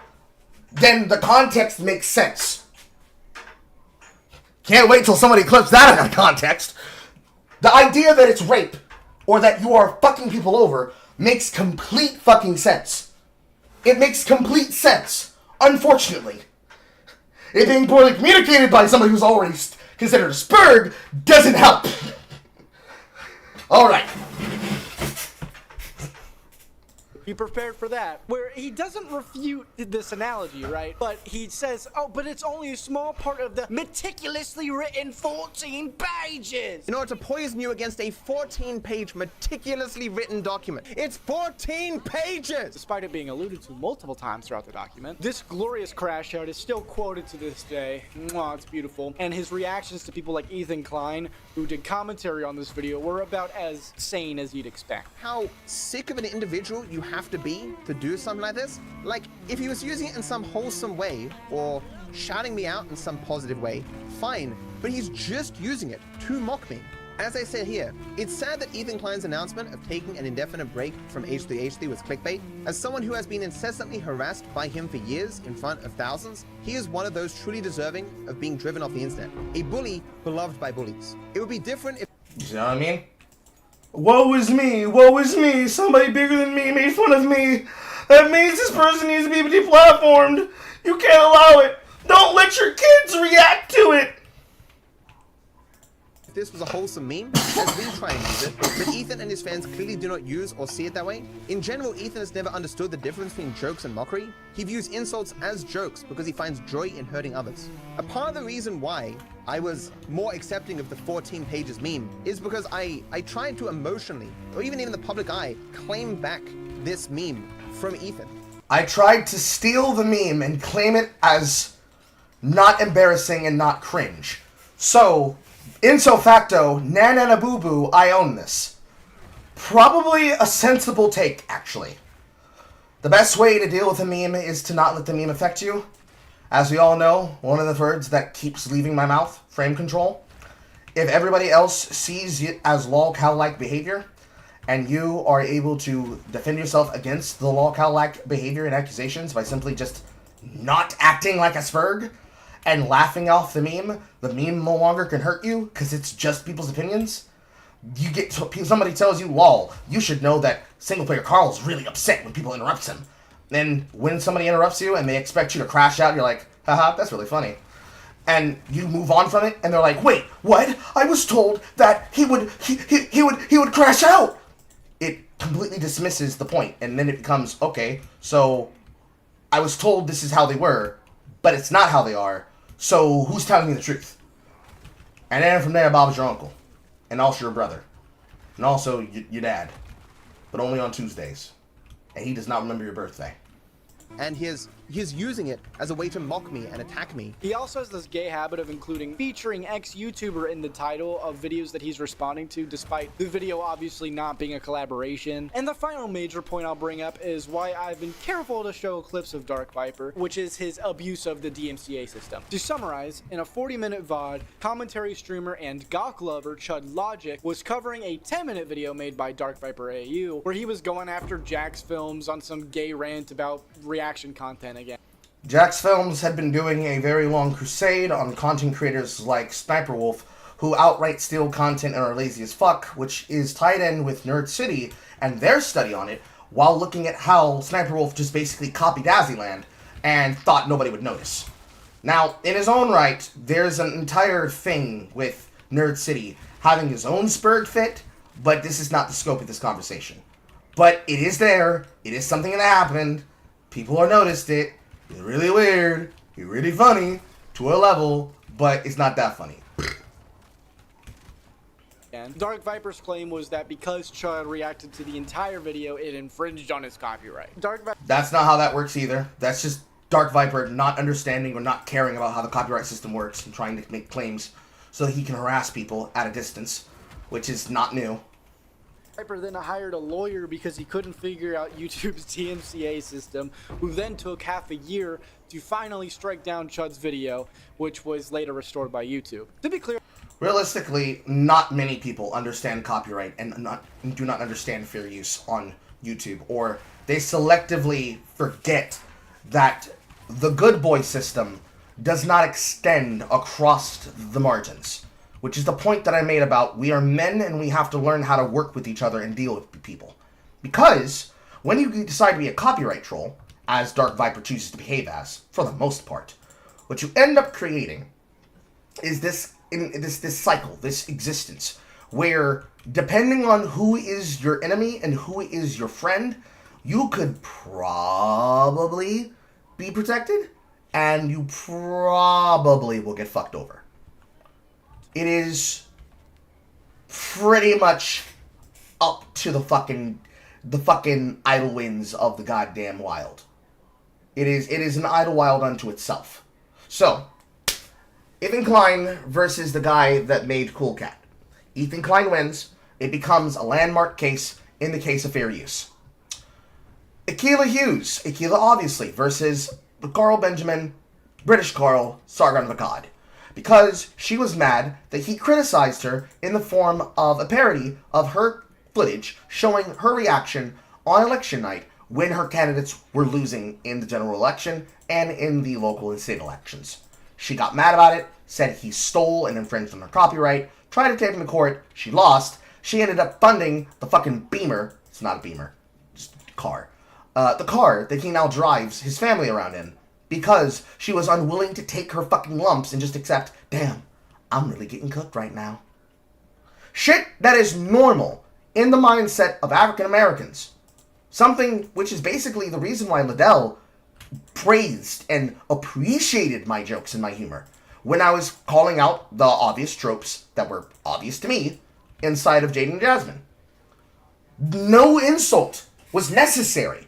No design or desire to create things to be mean and be a bully were the basis of any of the things I said there, or any of the things that anybody could ever say with criticism or long-form discussion, especially in live stream format, at all, ever, in any of the content that is ever considered to be long-stream format. The amount of time in which I use the clip does not purport that I have to be infringing and stealing your copyright. In the sense of fair use, if I'm using enough of the clip to make my point, and I'm not just freebooting the whole entire thing, that's one thing. But if I'm responding to somebody who's just made shit up about me, or about something that I'm concerned myself with as the subject matter for the topic, then I can use the entirety of it, or specific parts of it.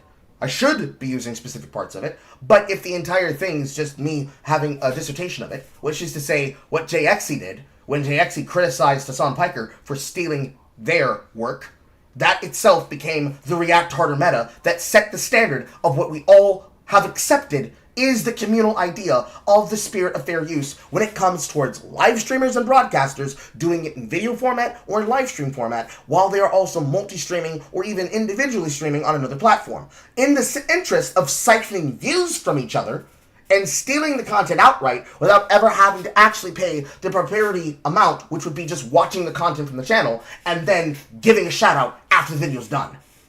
In some capacity, comparative to, hey, this video is from so-and-so, we got this from so-and-so, here's the video so you all can react to it too.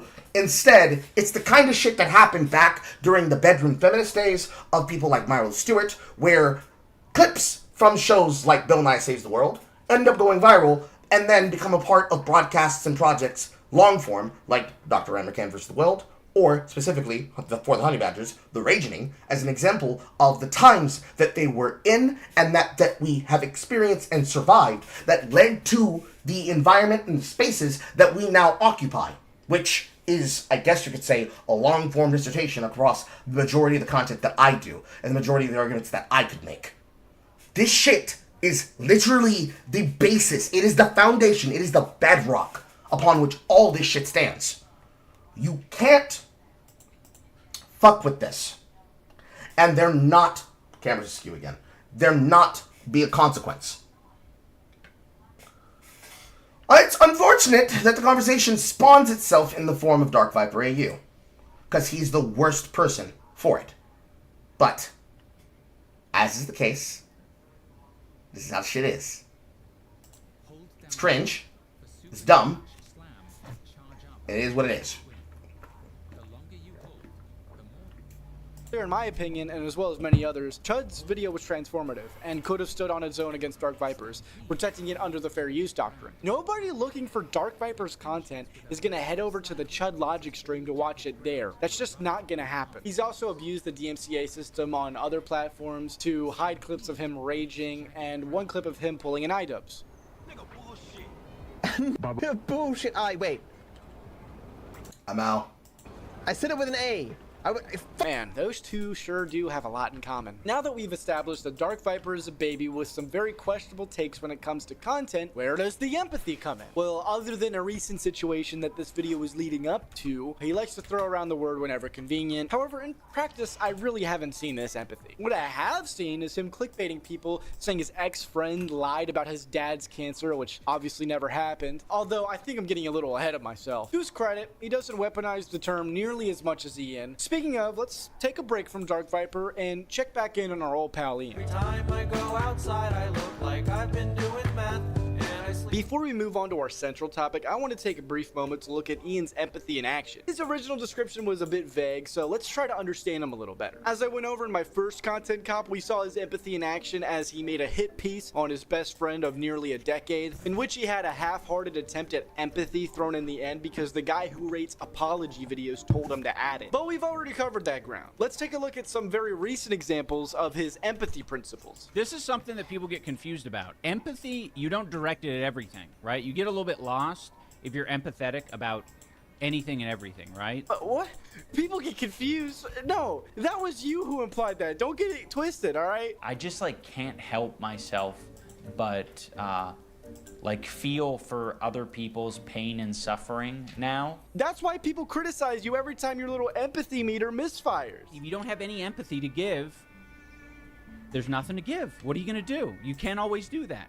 So, yeah, it doesn't mean that you can't try, though, sometimes. Like, I try sometimes, even when I'm watching this fucking stupid podcast. Look at him rub his little brain just to muster that sentence out. Oh my goodness. The more I watch Ian, the more it becomes extremely apparent that he either doesn't understand empathy or he just uses the term performatively. I personally believe the latter. Why? Well, he kind of let the cat out of the bag. Not everyone will have empathy for everything, like in situations that they can't relate to or just don't understand. I agree, and it's true. But then he, in my opinion, attempts to backpedal on that statement by saying, well, you should always try. The reason he does that, of course, is to keep the performance going. Need I remind you all of the time that he performatively added the clip of him crying about, oh, how much he empathized with Ethan and Hila at the end of his hit piece about them? Now, let's be charitable and say it's not performative. If only I could get a clip of him actually exercising this empathy. Maybe then we'll have a clear understanding. He's claiming that they were paid to come smear him on the show. So this is a great moment where I am able to exercise empathy, right? Let's pay attention to how it works. It's totally possible that my boxing coach, my disgraced boxing coach, just wanted to come on and talk shit. And he had no expectation of receiving any money. But he did receive money. And that was in the live stream. It all happened simultaneously, basically. They can, you know, fucking squabble over, well, they came on and then we paid them. They had no idea. Here's proof they had no idea. They were paid. That's the fucking point. Getting paid is the point. It's not the order in which things happen. So empathy is like... That's just wrong. It is the order in which it happens. If a person was intended to receive something and they went with their own volition and they were not informed and they received it as a gift that was meant to be a surprise kept under wraps, then it becomes a part of the fact that this was going to happen without them specifically having it as a payoff, which is what you said. If your point becomes they were paid, that's the point. That's you being a bitch and not being able to accept the fact that you're upset that somebody decided to give them something and that they're being given attention you think that they're unearned. That's retarded, Ian. Lying that your boxing coach was paid to smear you on a podcast, then lying about the fact that you said that in order to make an entirely different point as if you never said that they were paid to go on the podcast. They already spilled their guts. They were getting paid like $5,000 to go on this podcast. I'm going to be sending you guys $5,000. No, no, they were not. They were promised a bonus that you did not pay. So he paid it for you during the show. It was during the show. They were not getting paid to go on the show, you fucking liar. I'm not seeing it. What it looks like to me is you being a malicious snake, not an empath. But hey, I'm 21, not 32. Maybe I'm just not getting it yet. Hila, if you're watching, can you send me a Teddy Fresh hat? I'm a cat collector. I want a Teddy Fresh hat. DM me. I want a Teddy Fresh hat. So he's a... That's just disgusting. That's shameless horseshit right there, bro. Maybe I'm just not getting it yet. Hila, if you're watching, can you send me a Teddy Fresh hat? I'm a cat collector. I want a Teddy Fresh hat. Listen, guys, I'm trying to become a replacement for iDubbbz, and I don't want to be too obvious about the fact that I'd like them to stick the content cock down my throat so that I may guzzle at it and I can become one of the greats. I'm just a silly boy. I'm just a silly boy doing silly things, guys. Listen. I'm a silly boy. I'm a silly boy. I do silly things. I'm doing silly things like everybody's done silly. Haven't you ever been silly? You can't criticize me for being silly. Would you criticize me for saying? Ah, would criticize me for being silly? Come on, don't criticize me for being silly. I'm just being silly. Da-da.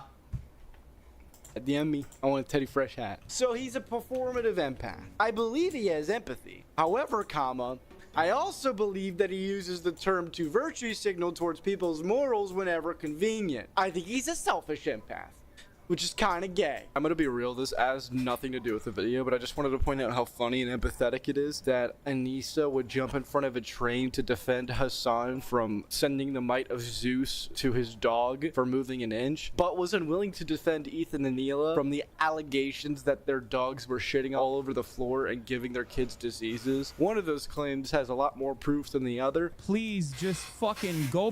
Just stop. Because, you know, it's fine if CPS gets called on my best friends of nearly 10 years, but God forbid people think that Hassan shocked his dog, even though it clearly looks like he did.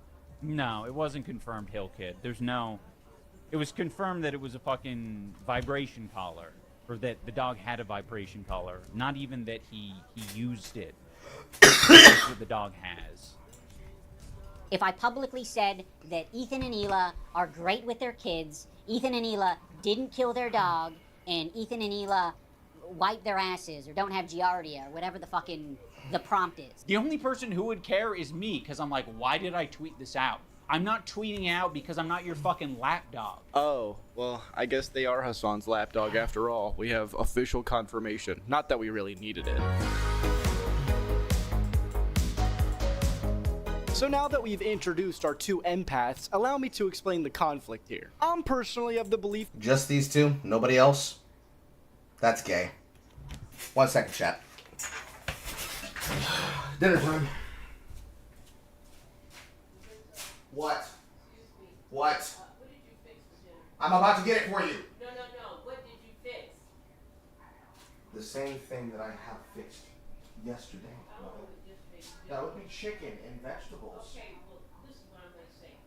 I didn't ask you to cut into my chicken. Okay, so you gave me 2 drumsticks and you gave me 2 wings. Yeah. All I want, cut my part of my chicken, my breast. Cut So you want a breast?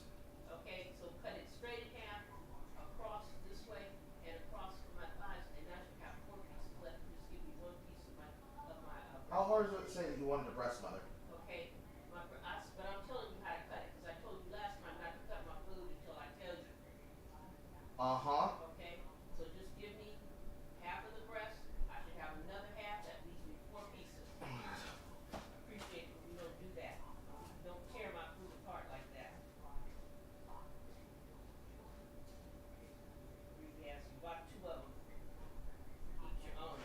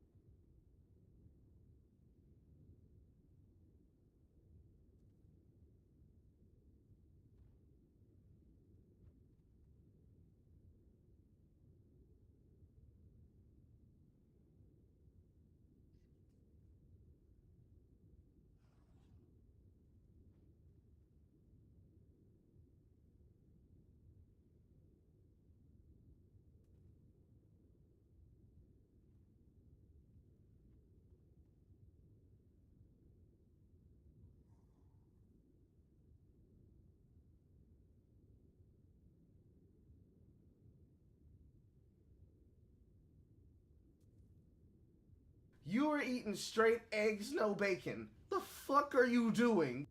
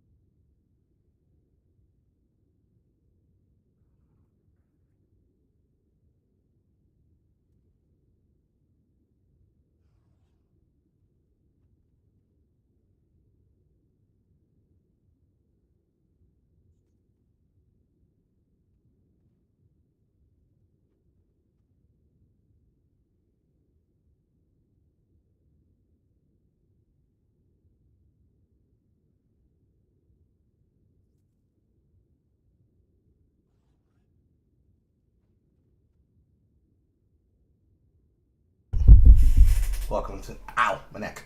Welcome, Disky. A guy said he had a Labubu, you offered him a Laband. That's funny. Shadow held down the stream with his love for Latinas in my absence. Continue. That people should stay consistent with what they preach into your face. If you're gonna say your old offensive content is bad, disavow your old fan base, and claim to have gained so much empathy that you don't know what to do with, you can't then go on to do the same exact thing with a different coat of paint. This concept was heavily... How inevitably true, Cameron. How inevitably true that is. Hey, remember what was told to you by Foggy when he talked to you? And remember what was said by FPS Diesel when he confronted you after you started talking? Yeah! Yeah! I needed my other cup. Yeah! Exactly.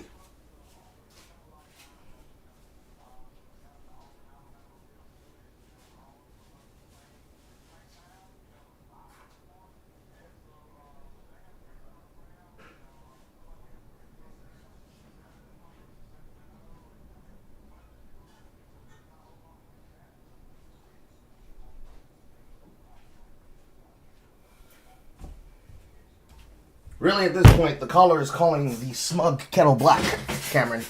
And that's kind of an issue. That's, in fact, probably the issue. That's probably the most important issue that everybody's concerned with. Gone over in my first 2 videos on iDubbbz where we talked about his conflict with H3, and my point still stands. The same way Ian's empathy didn't extend to Tana in 2017, it doesn't extend to Ethan and Neela in 2025. Except, you know, the differences being the lack of good arguments, offensive language. No, that's not quite it. I'm gonna let you finish. And the addition of the empathy performance. What Ian is doing here is what many call safe edgy, where instead of maybe calling someone an artard, you diagnose them with a mental illness. Said the person who then took the safe edgy out instead of just saying retard. Also, no. The problem at the time was not that he was being unempathetic to Tana Mojo. Is that he said she was being a poser. So he decided to show her what being a real one was. And then his response at the end of the time was his justification in the moment. Well, you see, I can do it because I'm legit and she's a fake. And she shouldn't be given this opportunity because this is the fake shit that you guys shouldn't want. I'm saving you from somebody. I'm saving you from them.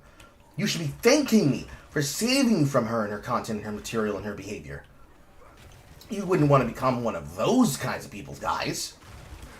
That's different than what you're trying to claim is being said here. In fact, it's the exact reverse opposite. The problem that people have with him is that in his evolution, he has become a worse person, as well as disavowing all of the sources that would have been responsible for the improvement of his attitude around the people that should have been considered the ones responsible for giving him this newfound empathy. That is not the case here, sir. Not even close. It should be just as derogatory by their definition. Ian understood this in his Tana content cop, but now it seems to have been replaced by a CTE. A recent example of this would be Ian's latest video where he calls himself stoic and then immediately kills it by bitching about people and attacking people who make fun of him and his weird wife. In this video, he targets, or as I like to say, promotes, several creators including the Kino Casino. Now, the Kino Casino is heavily associated with the Kiwi Farms, which is a gossip... It's not that it's heavily associated with, it's that it is a foundation of the sector. And the sector itself predates Kiwi Farms. What it is that the sector is where all of the internet and camaraderie and blood sport of the olden year went to die. If you could say that it was at one point healthy, and we were all just little chud buds having fun with our little chuddies being little piggies rolling around in the mud, for some of us, we grew up.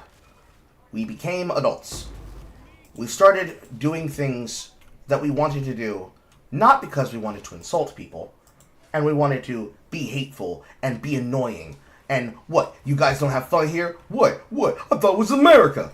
But was very clearly the inculcation of multiple people having to understand that some people and some of the behavior being exemplified by many of the people was just, for some people, an outlet. So, for people like Uzlu, who represents a good contingency of that group of people, it was an opportunity to antagonize people and not be considered an asshole for doing it. Much like how you could say iDubbbz was one of those many people who was taking advantage of this opportunity and this prosperity. And that when you took away the sector, or rather you took away the ability for the behavior that was basically lying, cheating, shocking, doxing, harassing, and gang stalking alongside the worst part of it, which was the swatting, because how dare you have opinions that I don't approve of? I'm going to harass you by calling the police to your house and say you have a gun. When that no longer was acceptable and was considered to be bad taste, poor performance, and bad attitude from people who should not be doing it in the first place on the internet, people who did not want to give up that childish attitude, well, I should really say trollish attitude, because it doesn't matter if you're a child or not. It has to do with whether or not you understand what kind of damage you can do. They decided to go into the federated sections of the internet. And in the federated internet, that was where they decided, actually, we're not doing anything wrong at all. We're going to continue saying all the things that we already did. But they're also lying at the same time, because some of them were permanently banned off platforms for hate speech, violence, sexual harassment. Imagine a laundry list. The thing that you're imagining is probably on it.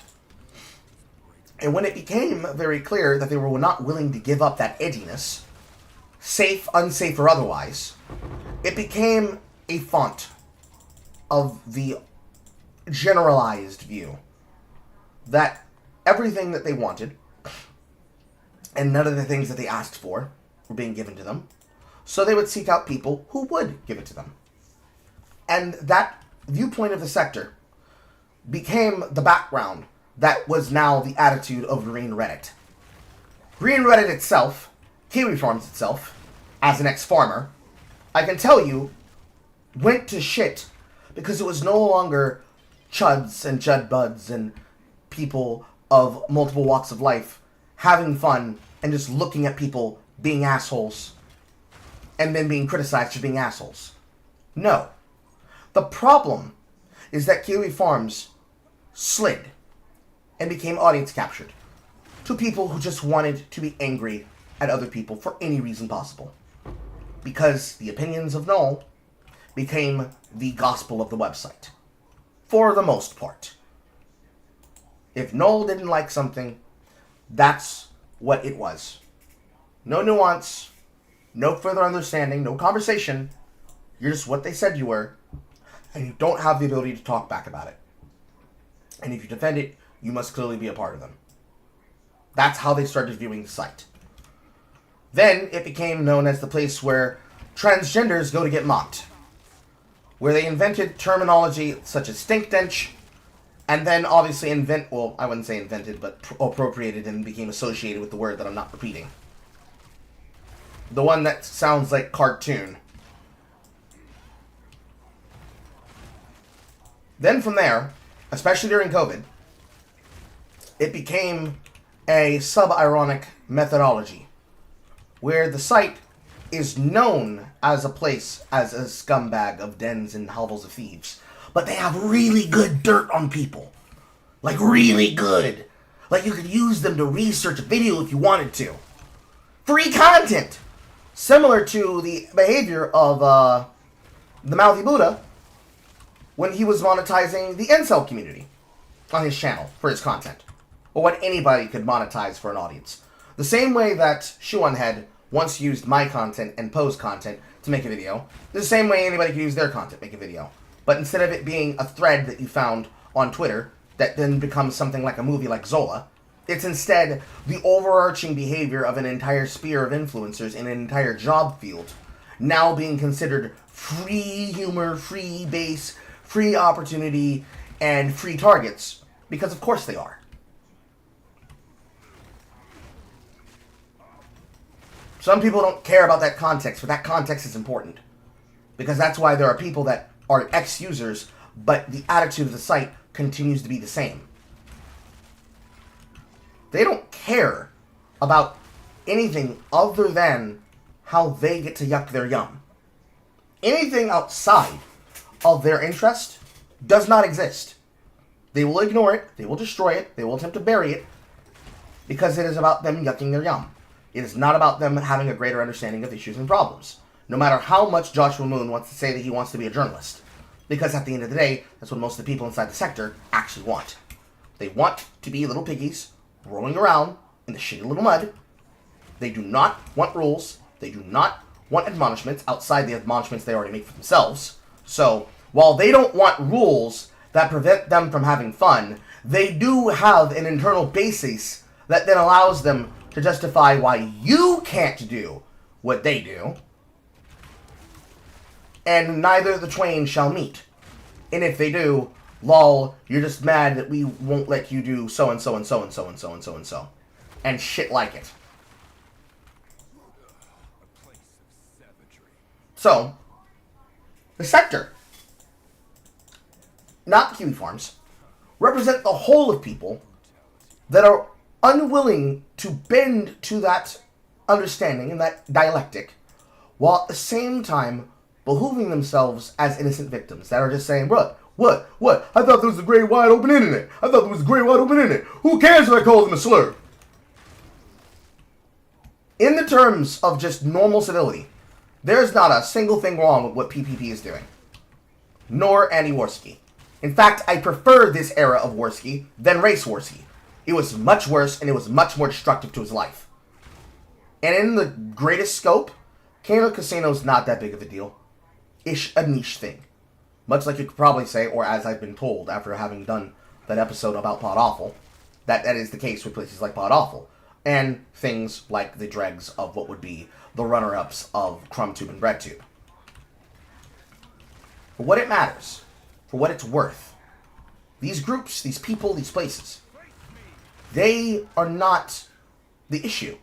The issue is that greater desire to put people in boxes that then prevents you from being able to understand the nuance of the problem, or what's causing it. Because the same shit that I just said about Green Reddit, I can say about Reddit, and I can say about 4chan, and I can say about 8chan, which no longer functions the same way outside of the Infinity Chan posts on the Federated Net.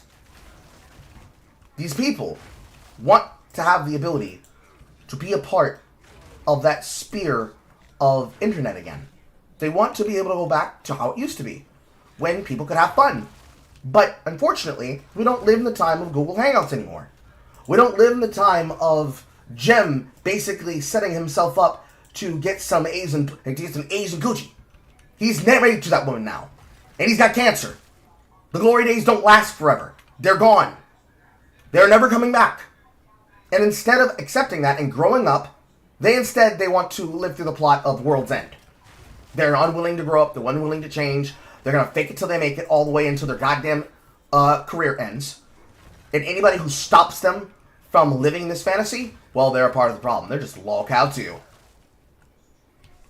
It's very dumb, it's very gay, it's very lame, it's very cringe, and it's very short-sighted. Because of course it's not going to work like that. Of course you're not going to be able to live in that fantasy forever. Might suck. People might not want to hear that. That's the case. It's the truth of the matter. Because that is how it is, but there's not that many people who actually understand this, or care, you have people like Cameron who will just poorly inform you. Again, I just wanted to know I didn't want to have full dissertation. I just want to, this is how it is. Because you're knocking on the door of something that you don't want to open. You don't want the internet to be like that. You think Hassan Piker, and you think that iDubbbz, and you think that Anissa, and you think all these other people are bad? There is an entire string of people who have been banished to what basically is kick. And their irrelevancy, that are worse. That if you open that door, you will never be able to close it. And what's going to come walking through, you're not going to like. You're not going to like it.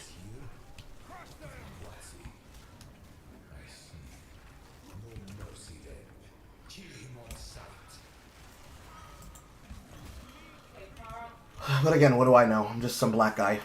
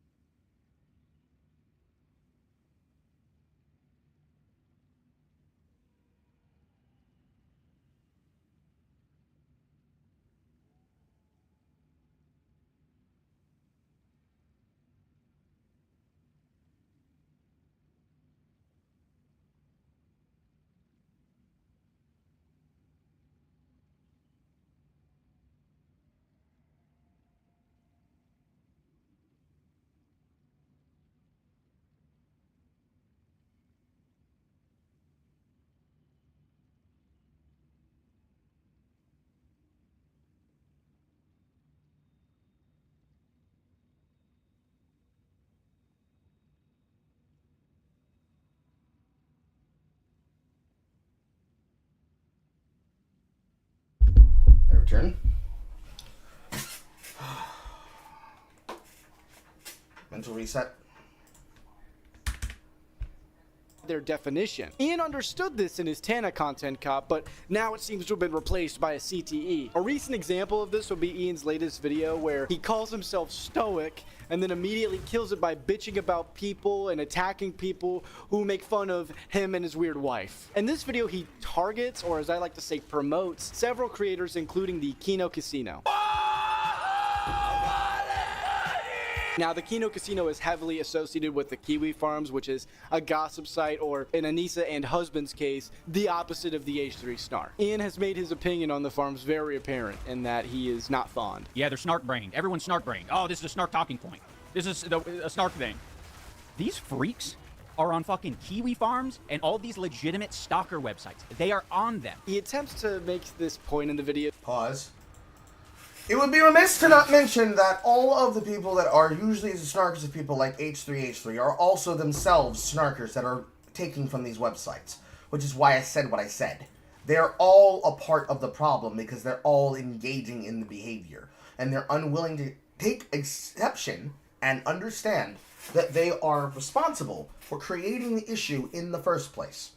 They're not willing to take accountability for their part in it, because they think it's different and it's funnier when they're doing it. This is cringe. It has always been cringe. And it is pathetic.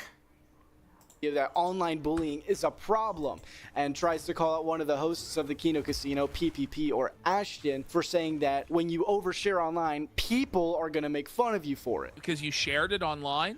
Yeah. I mean, like, that's what people are going to do because they want to get a reaction out of you. Yeah. I don't think they... That's what I said earlier. It's frame control.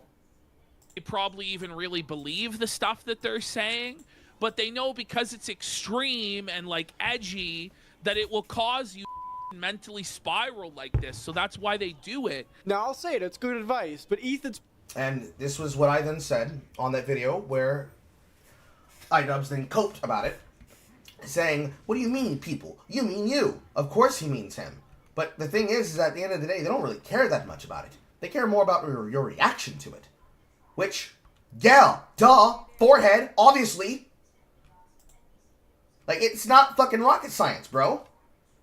If they make money off your reaction, and you don't want them to be able to make money off your reaction, stop reacting so vehemently and so passionately. And don't claim they think things that they clearly don't either. Because in one part of this, well, what is he supposed to do? Not react? Well, no and yes and yes and no. It depends. His problem is that he puts his shit out there and then gets mad that people comment on it. How dare you make fun of my list of L's that I made publicly for you all to make fun of? Starting with the fact that I pissed myself in the 5th grade. You can't do that. That's not acceptable. You can't cope this way. That is cringe. You're being cringe. And you're being cringe while trying to make it somebody else's problem about you being cringe. But to the preliminary energy of it, to the degree at which this matters most, you are effectively getting mad that you can't shut them up immediately. So what is the actual problem being done?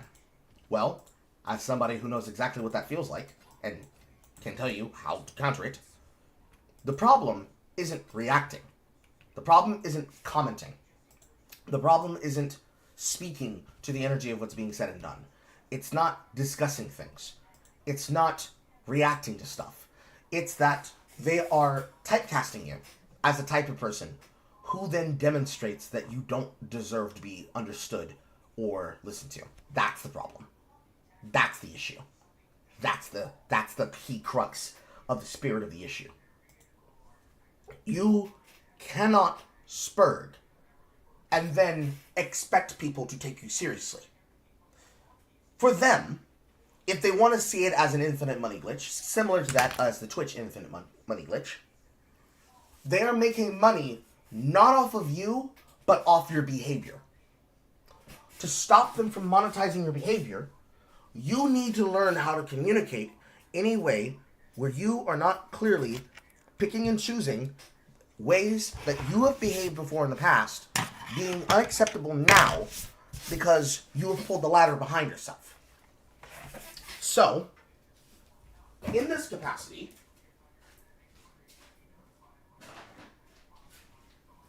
using myself as an example, when I say something like, I don't like when people talk over me, because when I'm making a point, and I'm making a point about something that is in need of nuance, if somebody cuts in and says, but nigga, you talk too much, and you take too long, and you're too long-winded, and then you never get to your point, I can then say something like, if you interrupt me while I'm making a point because you desperately wanted to interject something, a joke, a meme, a point, even attempting to poke and prod at me to get a reaction similar to iDubbbz, and I'm trying to make an earnest point about something that I'm speaking with intelligence on, passionately, to impress upon you the importance of the thing I'm trying to tell you, or I'm trying to communicate, especially if it's in a conversation, and not a long-form video, and not a segment of a live stream like this would be, it becomes harder to talk, and becomes more difficult to explain if every single fucking time I'm trying to impress this point, somebody desperately needs to interject or interrupt with sound out of nothing. Interruptions and interjections are not one and the same, but in the purpose of trying to make a point, where you are trying to explain the nuance of something, and when people don't know what the fuck is happening, as in they enter into the conversation, hey, there's 5 million people in this live stream room, why are you here, what are we talking about? Assuming that you're not already lurking and paying attention to the conversation, and somebody then earnestly asks, I don't understand, what are you talking about, how does this relate to this? If somebody always interrupts, always talks over someone, constantly does it just to say, well, it's funny. I wanted to see how it reacts. It's so funny. It's so energetic and funny when you react like this. It then makes it impossible to have a conversation. Because if you just want people being loud and belligerent, you could go to the sector and you can have all that. All day. Every day. You can have people talking over each other. You can have people just insulting people to their face because they think it's funny. People being the whipping boys of never-ending long-form hazing rituals. You can have all that. But if we're trying to make a point about something, and we're trying to talk about something, especially if you're trying to talk about something with a group of other people, and you're doing it as a part of a broadcast, marathon or not, a podcast, a live stream, a long-form discussion, a debate even, it is behooving upon you that you have to actually try to fucking listen. In the era of the internet, people are more purported towards talk. Also, remind me, Tusky, I need to add that to the bar. People are too interested in long-form discussion and talking, where wanting to be seen and heard takes precedent over actually having something of substance to say. So, if you're trying to explain the context and the various levels of importance for why something's important, and somebody just won't shut the fuck up and is insisting on doing it, we are at 3 cross-sub count now, by the way. 2 more, and we get new alerts. You are creating an environment where you are then making a monster out of someone because you decided to be fucking rude. This happens all the time, especially when you're talking about people from the sector. In the context in which PPP was talking about, Ash was talking about not just the sector and not just Kiwi Farms and not just rude assholes on the internet that are over-opinionated and come from the left, the right, the dead-end, the left stream, the apolitical, the anarcho-primitivist, and the accelerationist. And everybody will make fun of it because you've just made yourself that big of a fucking target. And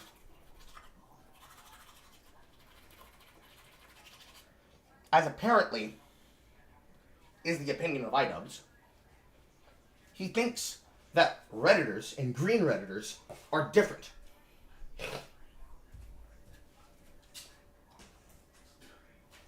Despite the fact that the entire reason why snarkers and snark subreddits became a thing was because of the fact that the snark subreddits created the inculcation of the problem in the fucking first place. It was their harassment of Ethan Klein that made it clear that the snark subreddits just wanted to attack with impunity. Because this is all optics. Everything I'm discussing right now, it's all optics. It's all opinion. It's all the appearance. The person appears mad, therefore I will continue pissing them off to make them sound mad. And in discussing, in defending themselves, I then characterize them as still ass mad. And then I continue yucking the yum off of what I did after making them ass mad. This particular type of never-ending reaction to content is itself the perpetuation of an endless loop that can be formed. It is the money glitch. I accuse you of having emotions you didn't have, and in explaining yourself clearly, I am going to continue to accuse you of the emotions that you didn't have, and continue harassing you about the emotions you didn't have as I mischaracterize the emotions and opinions you didn't have. It is the problem with snarkers. It is quite literally what Bad Empanada tried to do when he spread the fucking lie about Giardia.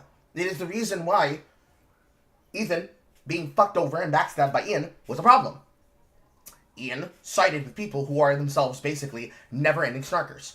The entirety of BreadTube could be consisted as people who made their careers off of acting smug and acting more intelligent than others, including people like H-Bomber Guy, who have all concluded themselves into a hovel of Twitch broadcasters and Nebula niggas.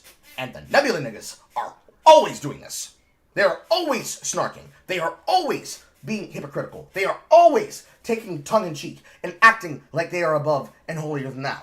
Especially the likes of people like Lindsay Ellis, who now does so from the shaming mom position, where in the past she would have been right down in the mud like a little piggy, fighting with the rest of the little piggies. You cannot judge one without judging the other, which obviously we all get. But it's also the nuance that I gave before about the fact that the sector and people who want to behave like that in the sector are all a plague upon communication. They are the people who bastardize all context and all conversation and pigeonhole it into what they decide it's going to be, and nothing past that, nothing further than that, and nothing greater than that. Where they use the rules that they have against other people, and they do not enforce them on themselves because they do not want to be constrained to those rules. Which is why most of them are banned off platforms, because they are not willing to actually behave like normal fucking people. Etc., etc., etc. Resume. This point totally ignores that advice. Instead, he's upset with Ashton's semantics for using the word people, because Ashton has made some of the jokes himself. He's literally bullied and made fun of her dad who has Alzheimer's. With a late-stage dementia patient. He's got Alzheimer's. He wants Ashton to acknowledge that he's part of the problem. Something that he's very familiar with. But for some reason, in this moment, he refuses to take any ownership of the fact that he is part of the problem. It makes you wonder why. And we get a little window into that at the end of the clip. This is how the internet works. It shouldn't be, but that's how it is. Hey, Simple Ian, just so you're aware, the internet is an all-encompassing term which would include him, so he technically did take accountability. Later on stream, he relays the same message to Ethan, that Ethan's also part of the problem. So it's very clear based on these clips that he's not fond of gossip sites and really wants accountability for the people who are bullying him. But of course, that accountability does not extend to himself, as in the video, he throws a ton of jabs and insults towards the people that he's covering. I am quiet, stoic, freaks. This stupid fucking loser and his dumb as rocks wife, absolute fucking creep weirdo. These fucking losers, the fat one and his cohort. And in a recent stream, here he is shouting at the current H3 Snark subreddit, who not only slanders and harasses Ethan and Hila, but anyone who speaks positively of the pair. And we are on the Leftovers subreddit. Shout out Leftovers. Didn't Anissa also go after Ethan for his Tourette's tics, saying that he was on drugs? Wasn't that a thing? Well, in terms of hypocrites, you talk about them. A lot of people do. I've never seen ones bigger than Ian and Anissa. IDubbbz very big hypocrites. It's truly sad. I've never seen bigger hypocrites in my... Now, if you want my personal opinion, I don't care. I need to make sure, and I did. I added George to the sub bar. We're now 2 subs away from completion of the first content sub count on the sub rewards. I have a mouthful of fuzz. Hard to talk.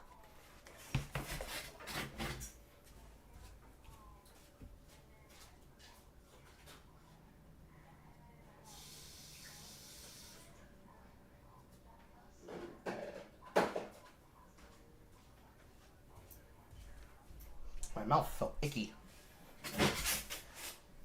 Like, while we've been chugging away and just chipping away at the donation rewards, the sub rewards have remained at the first tier for the entirety of the 3-month content drive. We are only now 2 away from completing the first goal. I don't know what to tell you.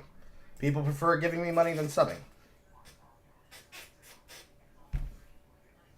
Care how edgy any of these people want to be. But you can't be inconsistent about it. Otherwise, you're either a hypocrite or a bigot. Or in Ian's case, you're both. Also, for context, this was Ashton's response. Monetizing your own father's illness. No one needs to know about your father's illness. Leave your family members, their issues, their problems, their illnesses in your private life, and it will stay private. I'll say this too. Because they're going to play these clips of me like dunking on Ian, having to live with the father that has dementia or whatever. I'm not doing that to dunk on the father. I'm doing that to dunk on you and Anissa. And by the way, Anissa's father will never ever see Kino Casino, and if he does, he'll forget it very quickly. Okay. I feel that alone demonstrates my point, but we're not... Pause. Rewind. Anissa's father will never ever see Kino Casino, and if he does, he'll forget it very quickly. Okay. Further back. Their issues, their problems, their illnesses in your private life, and it will stay private. Simple take. Easy take. Here's where the sector comes in. I'll say this too. Because they're going to play these clips of me like dunking on Ian, having to live with the father that has dementia or whatever. I'm not doing that to dunk on the father. I'm doing that to dunk on you and Anissa. Pause. Simple. Anybody can get with that. Here's where it goes too far. And by the way, Anissa's father will never ever see Kino Casino, and if he does, he'll forget it very quickly. Okay. I feel that alone. That is the reason why nobody wants to be a part of the sector. In one breath, everybody's just a troll. Everyone is just a guy. We're all just making jokes. These are quick, rapid-fire, close-quarter comedian humor. Comedy. Why don't you laugh? Bro, it's funny. Ha ha ha ha ha ha ha. But... and that's not even that big of a dig. But to the energy of the point of what people don't want to fuck with, it is that extreme that it goes towards. That's what people don't want to be a part of. They don't want to be responsible for being the ones that have platformed such antagonism and anxiety into the majority of the context that makes up the behavior of most people online. They don't want to be a part of something and don't want to be directly doing something like that. Now, realistically, that's probably the tamest you could have been. Probably the tamest, the most concerned. But the energy and the idea is, your dad and his information shouldn't be online. Alright? You put your shit out there, we're just reacting to the shit that you said.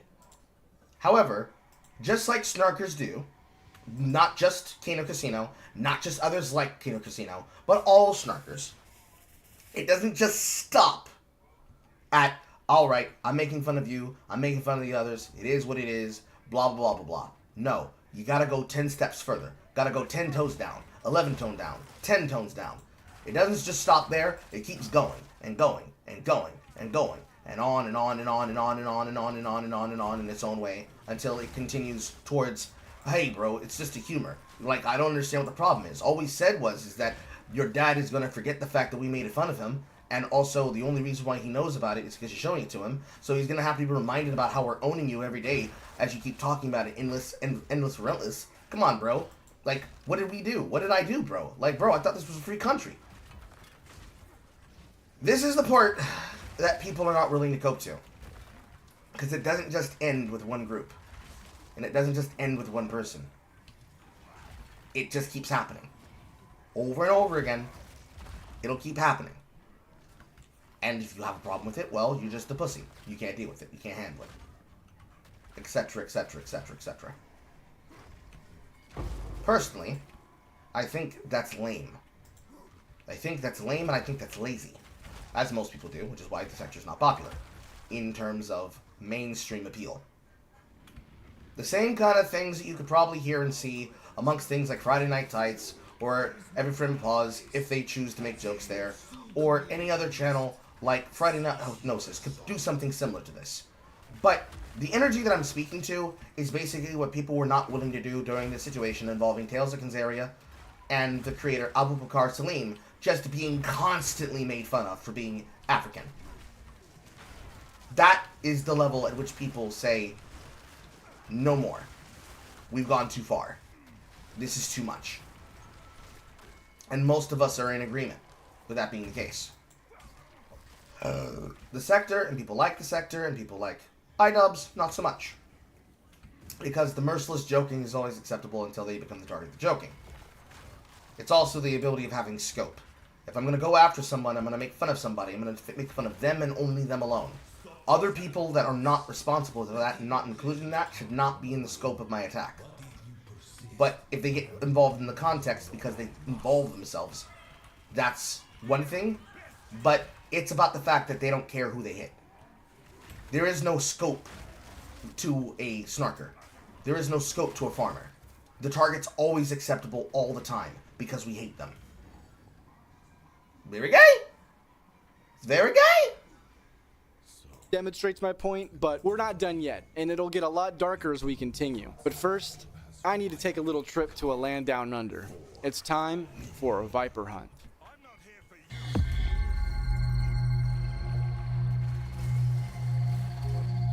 Crikey, mate. We're out in the hot down under. We're looking for a viper, a dark viper to be exact. He's a slippery little snake, mate. Approaching the jungle down under, that's where we are. I had to leave my crew behind because it's a very dangerous mission. But all we know is that he likes 14 pages. So wish me luck, mate. Alright, mate, crikey. Been out here for a while, looking for the viper. Oh, a squirrel just fucking fell. You gotta find the 14 pages. It's a key sign. Finding the viper. Stinky little bugger. Crikey. What's that over there? Oh, crikey. Oh my goodness. Yeah, mate, this is the viper. 2, 6,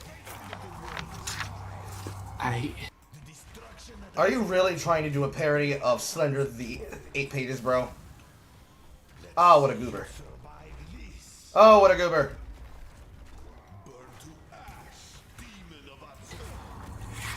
I'm getting scared, mate. 12, 14. What does it mean? What does it mean? Oh, blooming bloody hell, mate. Blooming bloody hell, mate. I have never been this mad at a person in the entirety of my life. It's 14 pages.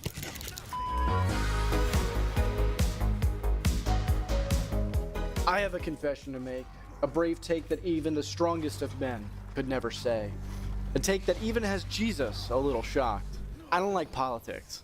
I know, right? Real shocking. But seriously, I wanted to get into why myself and many others are just really turned off by it. Trust me, it is relevant to the video. Growing up, I was always really fascinated by history. I mean, I grew up in Appalachia, so any Virginian knows you can't really escape it. So naturally, when I got older, I grew interested in politics. But by the time I reached adulthood, that interest quickly faded. It's gotten to the point where I'll inform myself whenever I need to vote and actively avoid it otherwise, unless I absolutely need to for a video.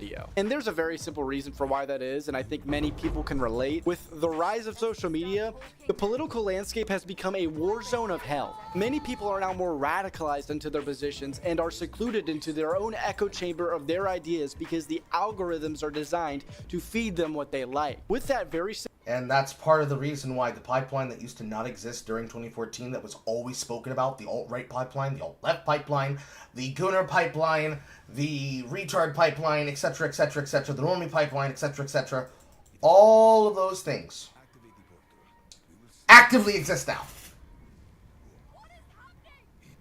Because you guys are unwilling to take an exemplar to the issue. It is nasty, disgusting how fucked up it's gotten. Simple disagreements on issues become friendship-ruining battles for some people. There are a lot of people who believe that someone's political take dictates their humanity. To me, that's horrifying, and it's turned me off from politics.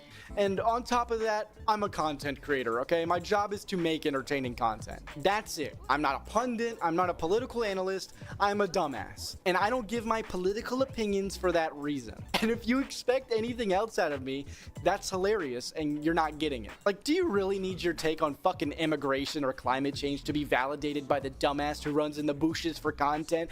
No, but you also know what I don't need? I don't need to go to you as the person who's going to tell me about those situations involving those retarded people being retarded on the internet, because I don't need you to tell me that opinion either. That's part of it. Realistically, what makes you any different, Cameron, than the people that are going to be the target of your content? The only target and difference is that you're trying to hide the cringy stuff that is out there about you, the same way they are trying to hide the cringy stuff that's out there about them. And unlike them, you were challenged and failed the challenge. You were given the chance to show that you could be a content creator, and you fumbled it. You ran away. You hid. You cried. You gulped. You seethed. And you lied. You lied about what you did. You lied about what you did. You lied about where you were. You lied about how you dicked her down. You lied when you had a chance, and you ran away from the spotlight. You're no different from them. You're no different, and that's the problem. That's what Ash was trying to communicate. That's what most people were trying to get you guys to understand. You cannot complain about how the internet works while also participating in the prime beneficial way that it happens to work out. The way that shit happens to shake down. You desperately want to be the ones that decide who did right and who did wrong. And that's not going to happen. You don't get to decide that. That was not decided by you. It was not decided by you, and it can't be decided by the platforms. It is decided by the culture. And you are not what the culture's feeling. Y'all niggas do not want to be a part of the culture. You want to benefit from the culture. While at the same time being completely aghast to the culture.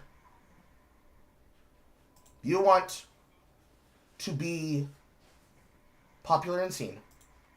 But you don't want to potentially be the person who is potentially getting embarrassed.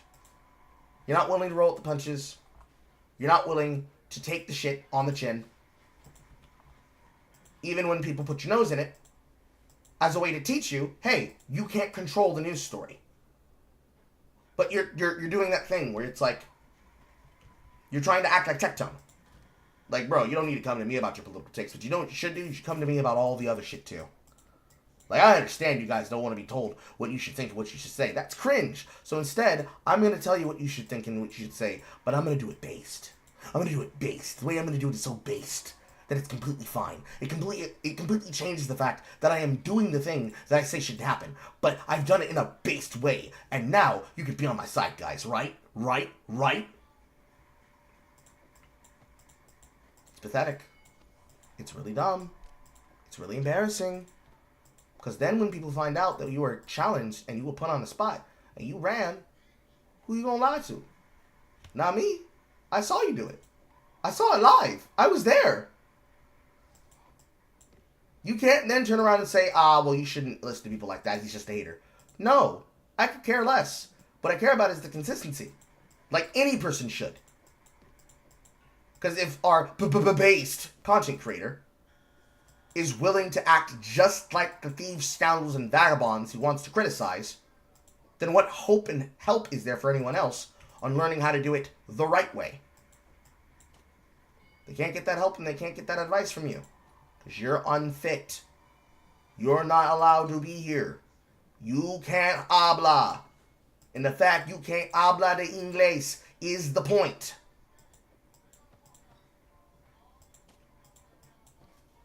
Much like how iDub said, the point is that he got paid in this situation. The point is that you did that shit.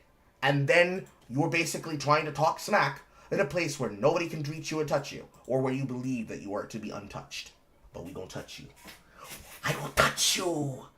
Just like Voldemort touched Harry on his fucking head.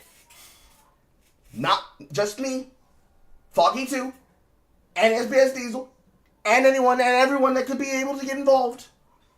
Where it's interesting, where it's funny, where it's relevant. Because that's the internet. That's the game. Should it be like this? Much like how PPP said? It shouldn't be! I don't think that it's okay. That it's just normalized. That people forget about the human. But, if we're going to call an apple, I'm going to call a banana, and we're going to call a spade, nigga, stop digging your grave. Again, if we're going to call an apple, and we're going to compare apples and bananas and oranges, and we're going to call spades, there is a spade in your hand. You are digging your grave, and you are trying to pretend that we didn't see you do it.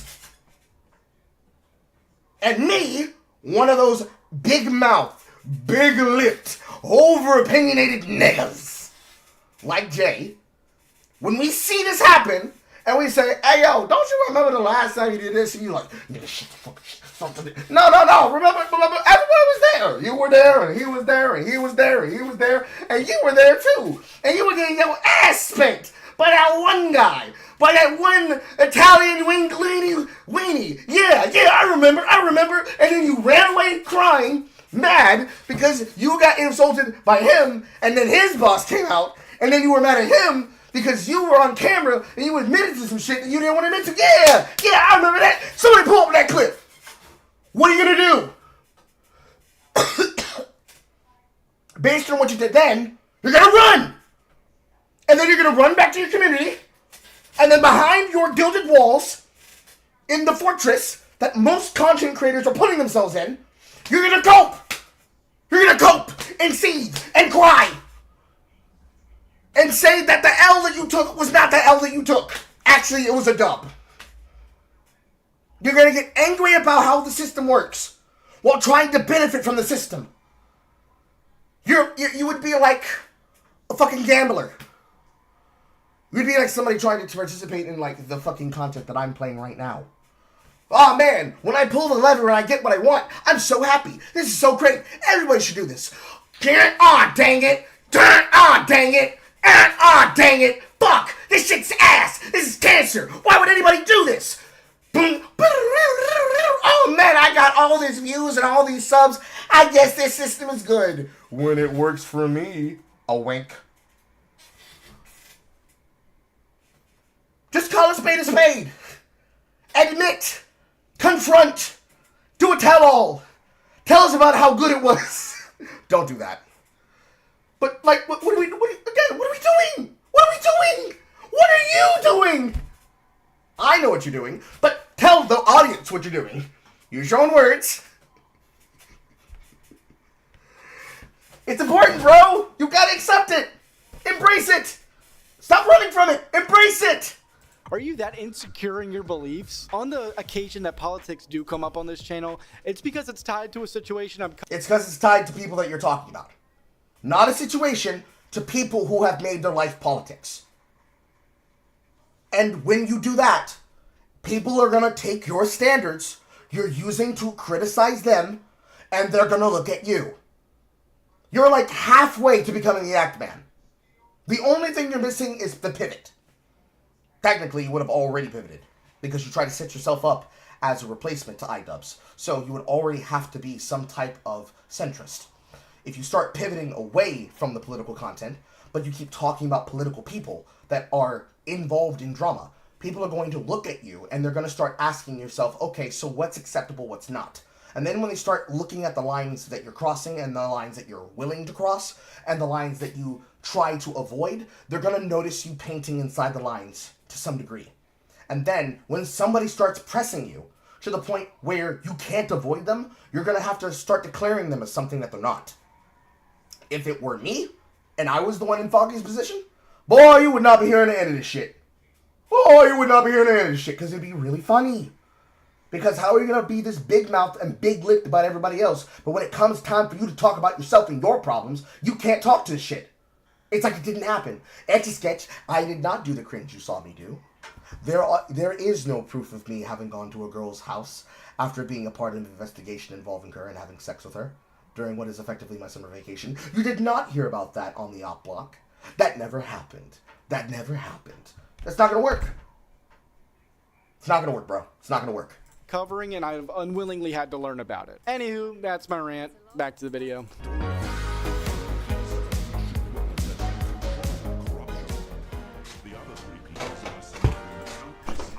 Okay, so my next subject is about the Charlie Kirk situation from last month that 99...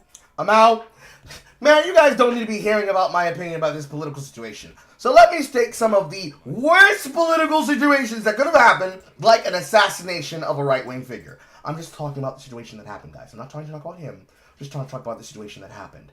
Except, I have chosen to involve myself in such a way where I have brought this attention on myself, and everybody is now dreading the next words out of my mouth.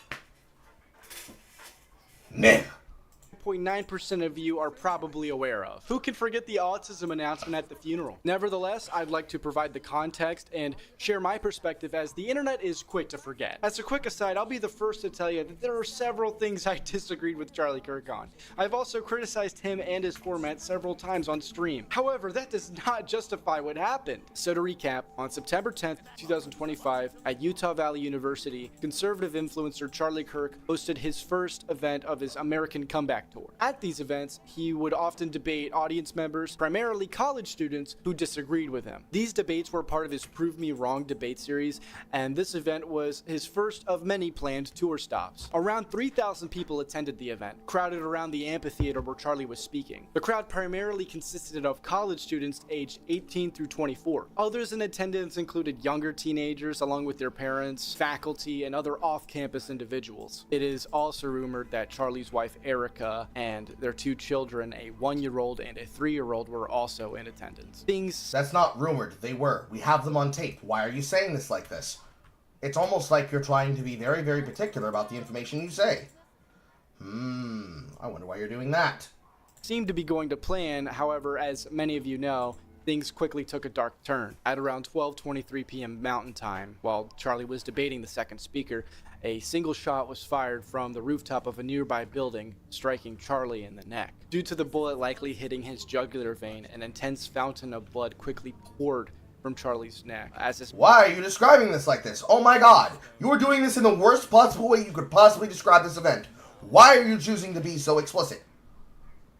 Muscles tensed up before quickly collapsing onto the ground. As the crowd ducked in fear, Charlie was rushed to the hospital while the news rapidly spread online. Graphic videos of the shooting spread on the internet like wildfire, leaving even the most desensitized to graphic content feeling sick and in shock. Meanwhile, said the man that is still describing this shit with utmost details like we are reading a fucking porn book on TikTok. Negro, come on!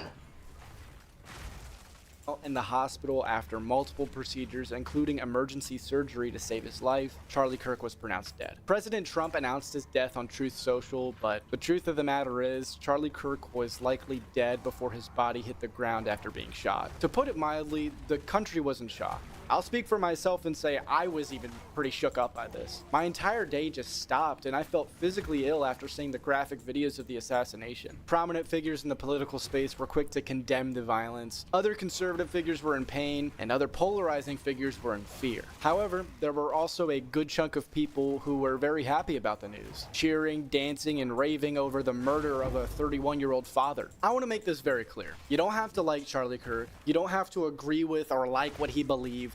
You don't even have to care that he died. You're free to feel how you want, and I won't stop you, judge you, or chastise you for feeling that way. But I will say I think that celebrating or justifying the assassination is disgusting. Pause! Why am I telling you this? Why is the content cop moral flag?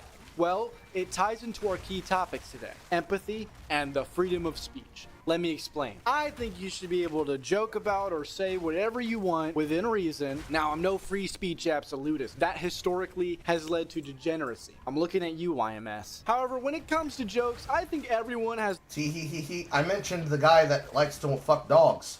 Guys, I'm topical.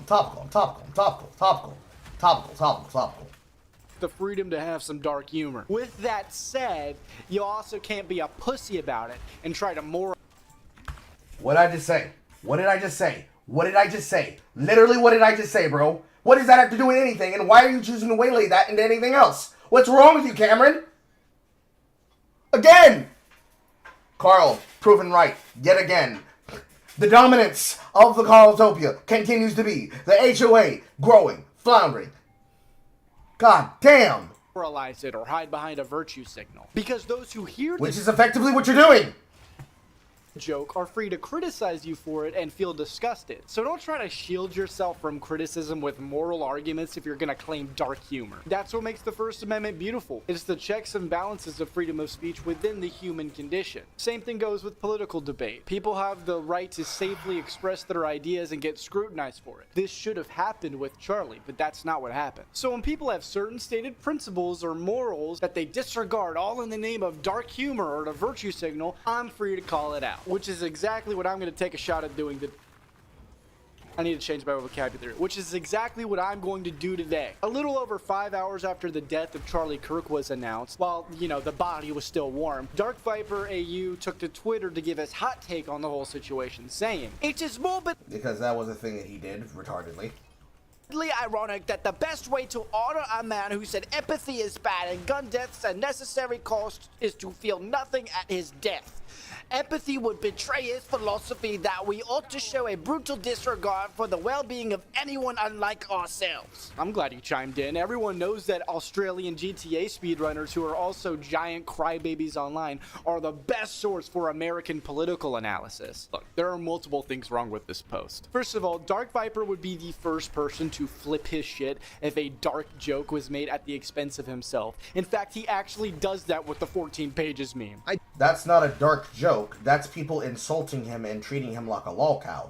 The dark joke would be somebody making a comment about his wife and her moving on from how dead he is by saying, and now we have to wait for which one of the Hodge twins are going to get on top of that. You know what I'm saying? Eyebrow wink, eyebrow wink, eyebrow wink.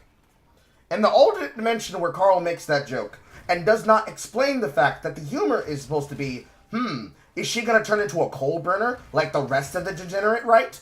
It is the concern that that is the dark joke being made. Unfortunately, that happens to be the truth when it comes to the degen right. That's why most of them are annoying lolcows and a bunch of women cackling and clawing and harassing each other while other people watch them with popcorn in hand. However, it is not what you just said. And also shouldn't relate to any of that shit. And why you would even choose to then bring air to that is the exact reason why I said that I'm not going to do that with my material. That's why I made the video that I made, and I said the things that I said, and I left it there, and I gave that shit up to God, bro. Because nobody needed to do that. We commented on it at the time, and sure, you're allowed to comment on this now, as it's happening. But the way in which you've chosen to do it, I would say is embarrassing for you. In my opinion. By my degree. by my standard. This is embarrassing for you. What are you doing, Cameron? Maybe you should have not tried to make an entire pivot that changed the entire energy of the conversation. Because we've gone from, look at these guys acting like lolcows, thinking that they can speak to us about how things should be done. And now we're in the speed of, and now the guy who can't even take the heat of a normal conversation about shit people would question him about is going to moral fag to me about what I should learn about how politics should be done on the internet and what comments should or should not be made from Dark Viper AU and others like him. Bro, move out the way. You in my job. You in my slot. You in my light, boy. I don't think Ethan is a very good person, and his using a soundbite of one of the most traumatic, angry moments of my entire life for many, many years on his stream, perhaps 100 times, is a bit more than excessive and very sick. The most traumatic. It's 14 pages! 14 pages of rules for life. It's 14-page, meticulously argued document. Second of all, the overall sentiment contradicts itself, especially considering his constant virtue signaling, which he quickly continues after this post. But before I get into my other problems with Dark Viper's argument here, the last thing I'll mention now is that he quotes Charlie's take on empathy out of context. The new communication strategy is not to do what Bill Clinton used to do, where he would say, I feel your pain. Instead, it is to say, you're actually not in pain. So let's just a very short clip. Bill Clinton in the 1990s, it was all about empathy and sympathy. I can't stand the word empathy, actually. I think empathy is a made-up New Age term that does a lot of damage, but it is very effective when it comes to politics. Sympathy I prefer more than empathy. That's a separate topic for a different time. Here's cut 65. Bill Clinton talking about how I feel your pain. Listen to how he's talking. Listen to how he's trying to lean in to people's struggles and concerns. So Charlie was critical of the term empathy and said that we should have sympathy. I personally disagree, and I think we should have both. This clip alone... So much nuance. There's so much nuance lost because he wants to do fast takes. Blah! So, Charlie said both things. First off, Cameron. And secondly, before you can even comment and criticize that, you need to understand the reason why he said it. For comparison, we will bring up an example on camera so that everybody can follow along with the point I'm about to make. While they can be considered synonyms of each other, empathy and sympathy are not the same thing and speak to two different energies and two different problems. So,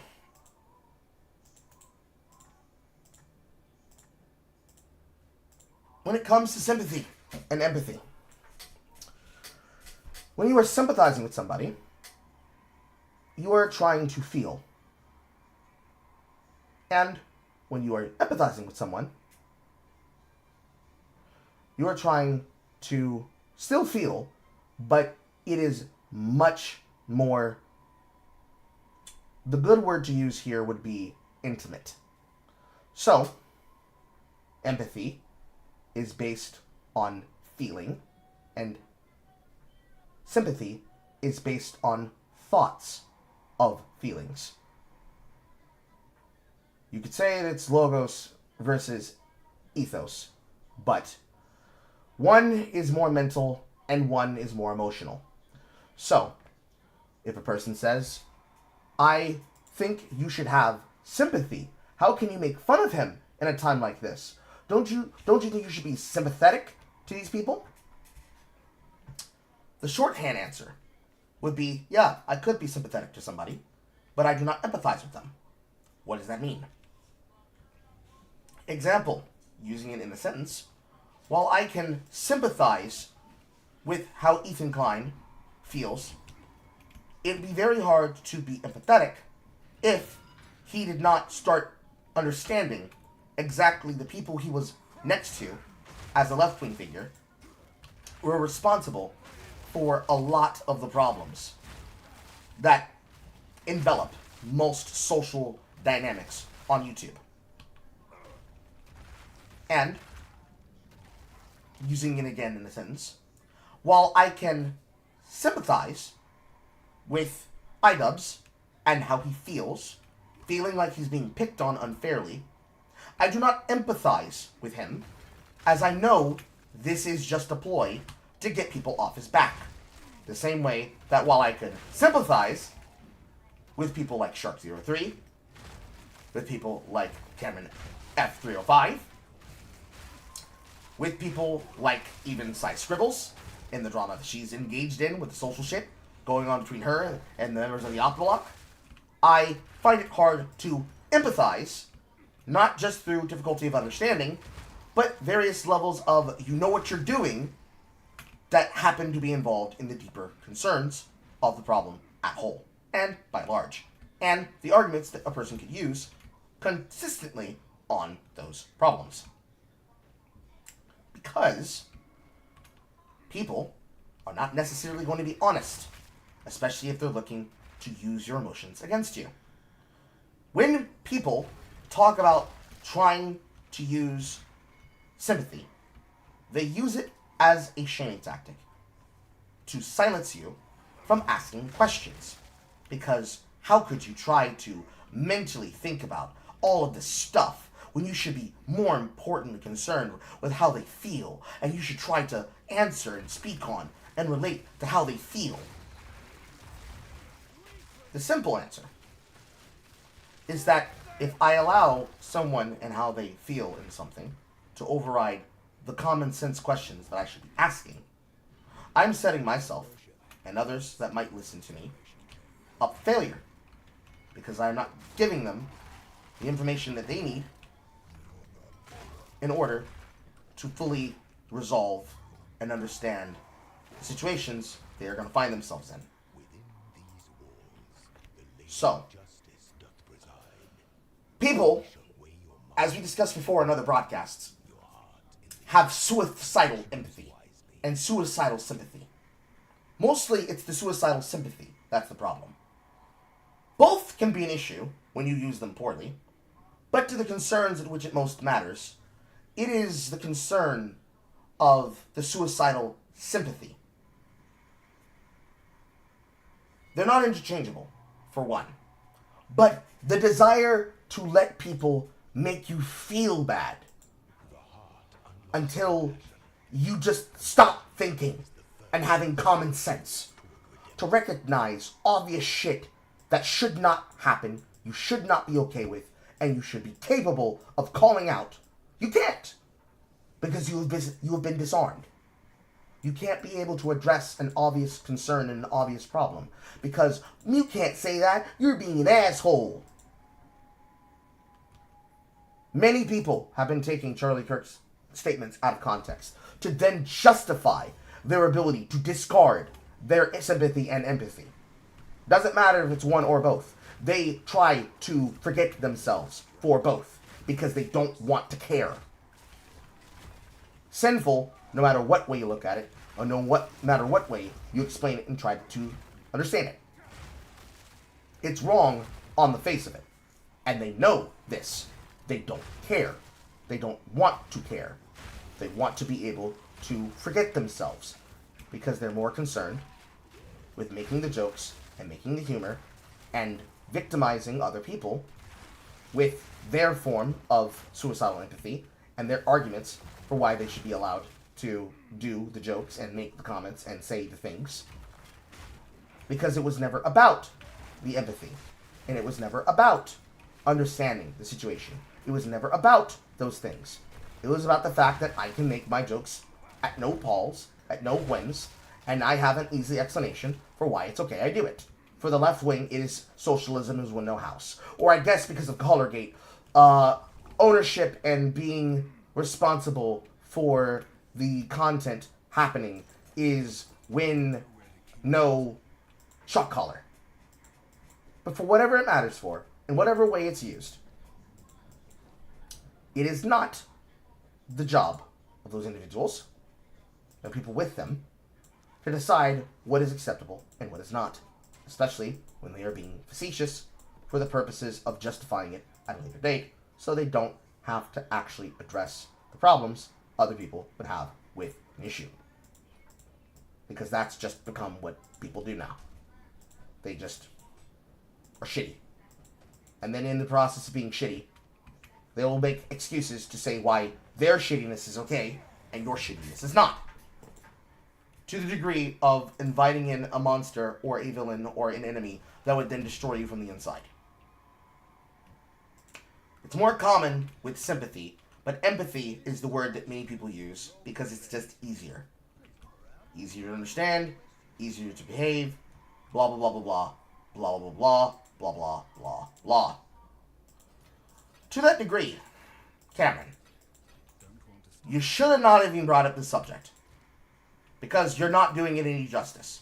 This, again, is the nuance that I'm very good at, and not many people are very good at. Self-glazing? Maybe. But it's true. People who cannot understand this context should not be discussing it. Because it makes a deeper issue of everything. It is not easy. Never has been. Never will be, but it is not easy to navigate the subject. Because unfortunately, there are people who do not get how serious it can fucking be. Many don't care. And for whatever it's worth, okay, cool, based, whatever. Still a problem. Come from Lord and.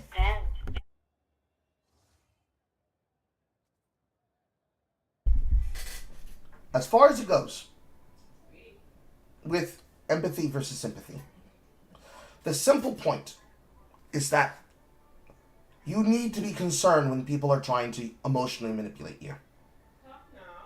It's not wrong to use your sympathy and empathy, but it is wrong to use it in a way where you are giving yourself an out to be a shitty person and to behave a particular way because you decided that it was okay for you to do so. Because that's just what they do around here. I was just doing as the Romans do. That doesn't make it right. Many of us know this. Many continue to do it anyways. Regardless. Still not the person who should be giving the subject matter. And honestly, maybe I'm not either. But at least I'm willing to understand that. Continuing. Phone has me a little mixed. However, shortly after that quote, he criticizes politicians for not having empathy towards citizens. Of why are Democrats now not even acknowledging things are difficult? So let's go to this tape. Cut 49, Janet Yellen. I think the United States is doing very well. So people are in pain. They can't pay for bills. They can't pay for groceries. They can't pay for gas. And Democrats could at least say, you know, we feel it. We're going to figure it out. We're going to try to, you know, come to common ground. No, instead it is, no, actually things are great. I actually had no idea about that until researching for this video. So saying Charlie said he thought feeling empathy is bad is inaccurate based on the source. But 30 minutes after that tweet, he followed up with, I believe empathy matters and gun violence is never a worthy sacrifice. It's tragic that Charlie Kirk rejected those values in life. Against his passionate wishes, we should see his death as unjust and commit ourselves to reducing the very harm he worked to spread in life. That's not even a virtue signal. That's a fucking virtue terrorist attack.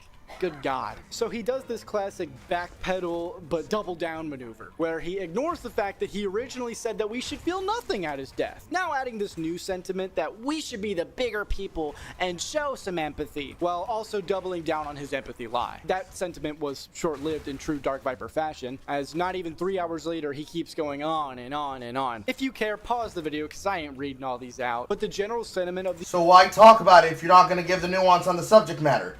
Then you're just trying to benefit from the situation. And at that point, you might as well not have made a video at all. Or not add this to the segment. But you had to. It's Hot Dog Viper. I gotta make money off him. These posts are his feelings of how horrible of a person Charlie was, how much he hated Charlie. Occasionally, he'll throw in the reply of how the murder was unjust, after, of course, reiterating how horrible of a person he saw Charlie to be. And just to be super duper clear and dispel a lie by this person, no, Dark Viper never claimed that Charlie's— of course, reiterating how horrible of a person he saw Charlie to be. And just to be super duper— Why didn't you say the quartering? We all know who the quarter pounder with cheese is. Why did you do that? Cameron, why did you do that? What was going on here, buddy? Femilam, what are we doing? What are we hiding? What are you hiding for? Super clear and dispel a lie by this person, no, Dark Viper never claimed that Charlie's murder was justified. What he did do is make a shitty argument with very cringy moral reasoning at a very bad time. And regardless of if Dark Viper's claims about Charlie Kirk are right or wrong, the shit he is doing contradicts his empathy virtue signal, which is what I am criticizing. And it also contradicts this statement he made 12 days prior to Charlie's assassination. What does he actually feel? Well, we're about to get a new take from him thanks to Jeremy from the Quartering. That name might... Why did you not respond and say Jeremy from the Quartering the first time you mentioned and brought up his face? Why did you use that picture of him? What is happening? Trigger a Winter Soldier moment for some audience members because Jeremy might be even more pathetic than Dark Viper. I welcome you all to do your own research on him, but basically the Quartering... Why would we need to do our own research? You should be able to summarize it for people. That's what you're here to do! Again, my point. Triplicate. My nuts. My nuts. All over your face, buddy. All over your face.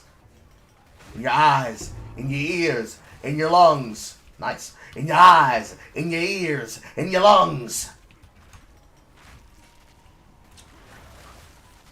A shitty right-wing grifter lolcow. To summarize why he's relevant today, after Charlie's death, Jeremy just fucking snapped. And basically when Jeremy saw the tweets from Dark Viper, he just went fucking insane. Jeremy was on a mass campaign to get everyone who joked about Charlie Kirk canceled, including Dark Viper, who ended up receiving death threats. And to that I say, Dark Viper, you don't deserve death threats, harassment, doxing, etc. That's deplorable and wrong. But I feel it's only ironic that you reap what you sow. Again, it's fine to hate Charlie Kirk's politics, but it's just probably not the best idea to shit on his corpse before it's cold while half the nation is mourning his death and then complaining about the consequences. That said, Jeremy is a fucking whiny idiot who should log off the internet forever. In his video response to Jeremy, he defends his use of dark jokes, which implies that his statements are jokes, which also implies a level of insincerity. A political commentator that I don't particularly like in America has died. Not something I'm going to comment on. I don't really make those political statements on Twitter anymore. But I saw commentary on his stances, and I was like, oh, that's actually morbidly ironic. Given that they were posted with hundreds of thousands of likes, I was like, oh, well, I guess, you know, the conversation about this is kind of over anyway. If something's getting hundreds of thousands of likes, it must have been talked about for quite a while at this point. I mean, whatever my contribution, who would focus on what I would say amongst these posts that have like 500,000 likes? Surely not some cloud goblin, war-desiring person named Jeremy. I am, however, a person who likes dark jokes. If you've ever seen one of my out-of-context videos, I make a lot of dark jokes. He then pulls a wild card on us by playing a 2-minute compilation of said dark jokes, in which half of them are just jokes about him liking kids. But Your Honor, she was almost 16.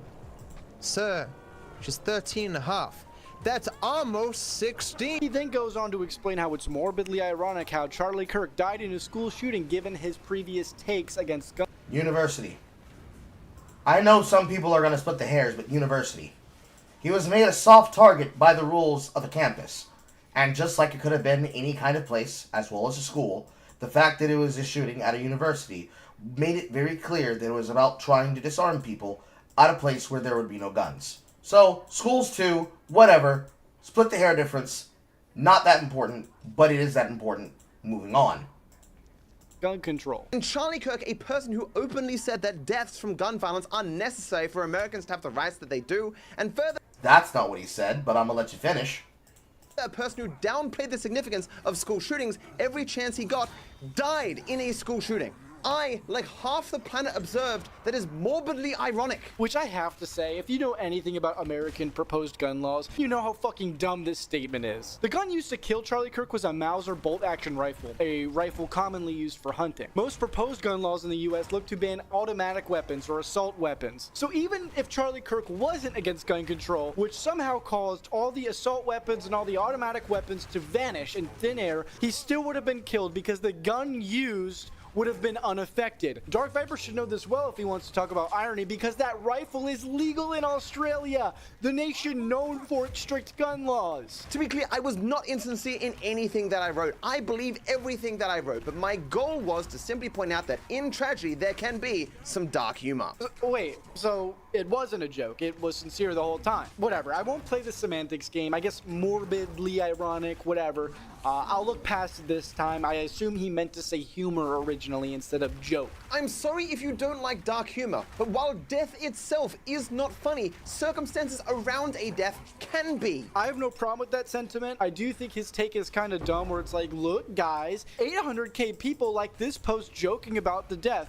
That means I can give my take without any criticism. It's like, no dude, you could still be criticized, because like, guess what? Damn near 80 million people voted for this guy. Does that mean he's immune to criticism? Fuck no. It was only after people didn't understand this that I felt I had to continue to clarify. Well, you see, that's just normal Dark Viperisms right there. We could stop there and we completely understand the issue. What I find more interesting is that this logic you just said, Cameron, can still be applied to you and the things you're going to say in the future. And I'm pretty sure you're going to continue to pick and choose which ones can and can't be said. Where it's like, look guys, 800k people like this post joking about the death. That means I can give my take without any criticism. It's like, no dude, you could still be criticized, because like, guess what? Damn near 80 million people voted for this guy. Does that mean he's immune to criticism? Fuck no. So, remember when you said you didn't want to be political? You just made a political statement. Do you like Trump? Do you hate Trump? You just said, hey, if you voted for Trump, does that mean Trump can't be criticized? Fuck no. All of these people voted for him. Did you vote for him?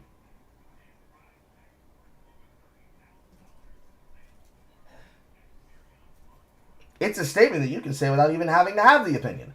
But, do you like Trump, nigga? Are you down with the maggots? What a stupid joke that came about from people trying to make fun of people with red hats and trying to make death squalls about them. But whatever.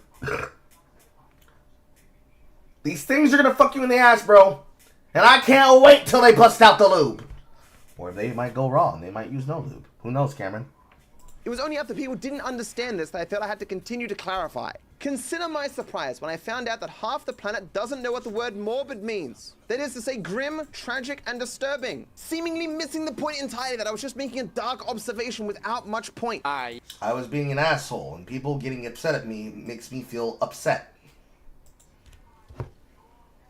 Yes, the best humor needs to be clarified. My issue here is he's using his one... Well, you see, some people are dumb, and sometimes they do actually need to have it clarified. Unfortunately.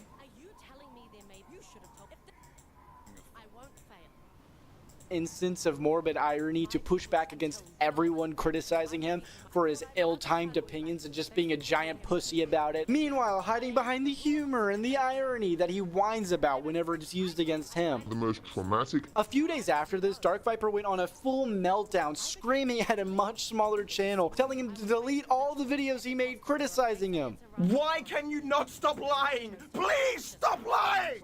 What is wrong with you? Like every single thing in this fucking video, your newest video is a lie! All I said, I just want you to acknowledge what you did and apologize! I spent 4 days of my life trying to get you to do that! And at every fucking turn, you said, no, fuck you! You wouldn't even acknowledge what I want you to apologize for, even in this fucking video! You still would not acknowledge what I wanted to apologize for! 4 days! Anytime you wanted me, It was 4 days! It helped you! And you just keep doing this! Why? You know, if you felt sorry, you delete these fucking videos full of lies! Now, I don't really know the ins and outs of this situation. Then why are you commenting on it? I do know that this kid's dad had cancer, and he apologized to Dark Viper for the way he made his initial video while still maintaining the criticism he gave Dark Viper in the video. And then Dark Viper kept spurging like a lol cow because that's what he does, trying to bully the guy into completely shutting up and disappearing, which is the context. How didn't you decide to do the investment of that context, but include the section? Bro, do your job. Kid later posted a video about his suicidal ideation and how other people in the GTA community were pressuring him to make more videos about Dark Viper, which prompted Dark Viper's meltdown. And to be very clear, I'm not saying Dark Viper is responsible for this kid's mental state. Other than the parts that he'd be responsible for, he's not responsible for making him feel this way, but he's not helping and he's adding on to it when he then decides to have an unhinged rant about it. You know, as you do. And I don't know and frankly don't care who is or isn't in the right. I just... Then why are you talking about it? It is so disgusting to see. He just keeps on talking and bees.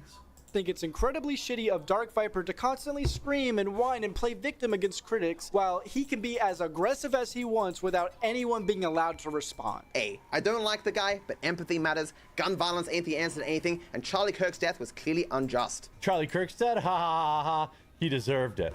Right, Dark Viper? Big tough guy. It's so tiresome to hear both of these idiots. Jeremy... It's very tiresome to listen to you make roundabout arguments.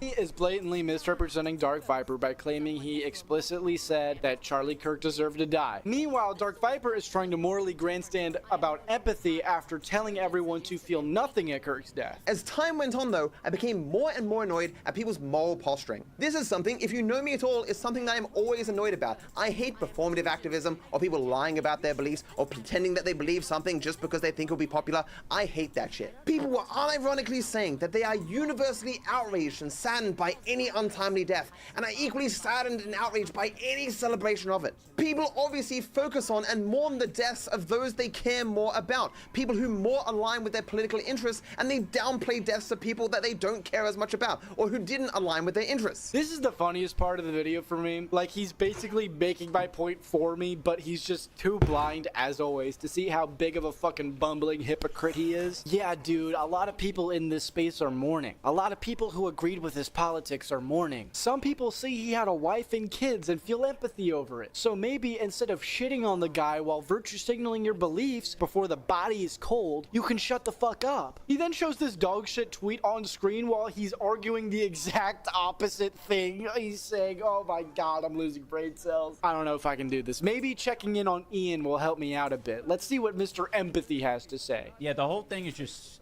sick. Yes, to fuck a chow. That is the one take that I came across. Vanilla Mace. Vanilla Mace's comment on it, I was just like, yes, yes! Ah, yes, Vanilla Mace. The replacement for Mia Pie, ever since Mia Pie got married. Mia Pie is a content creator on TikTok. She's basically fucking Agent Honeydew and Southern. And she indeed does talk like this. Oh, I do declare. But ever since she said, I's married now, in the collective nut and or yelling of people like Poe to the side saying, no! Like they're watching fucking 90s Spider-Man. Vanilla Mace became a replacement. And she is basically none of those things.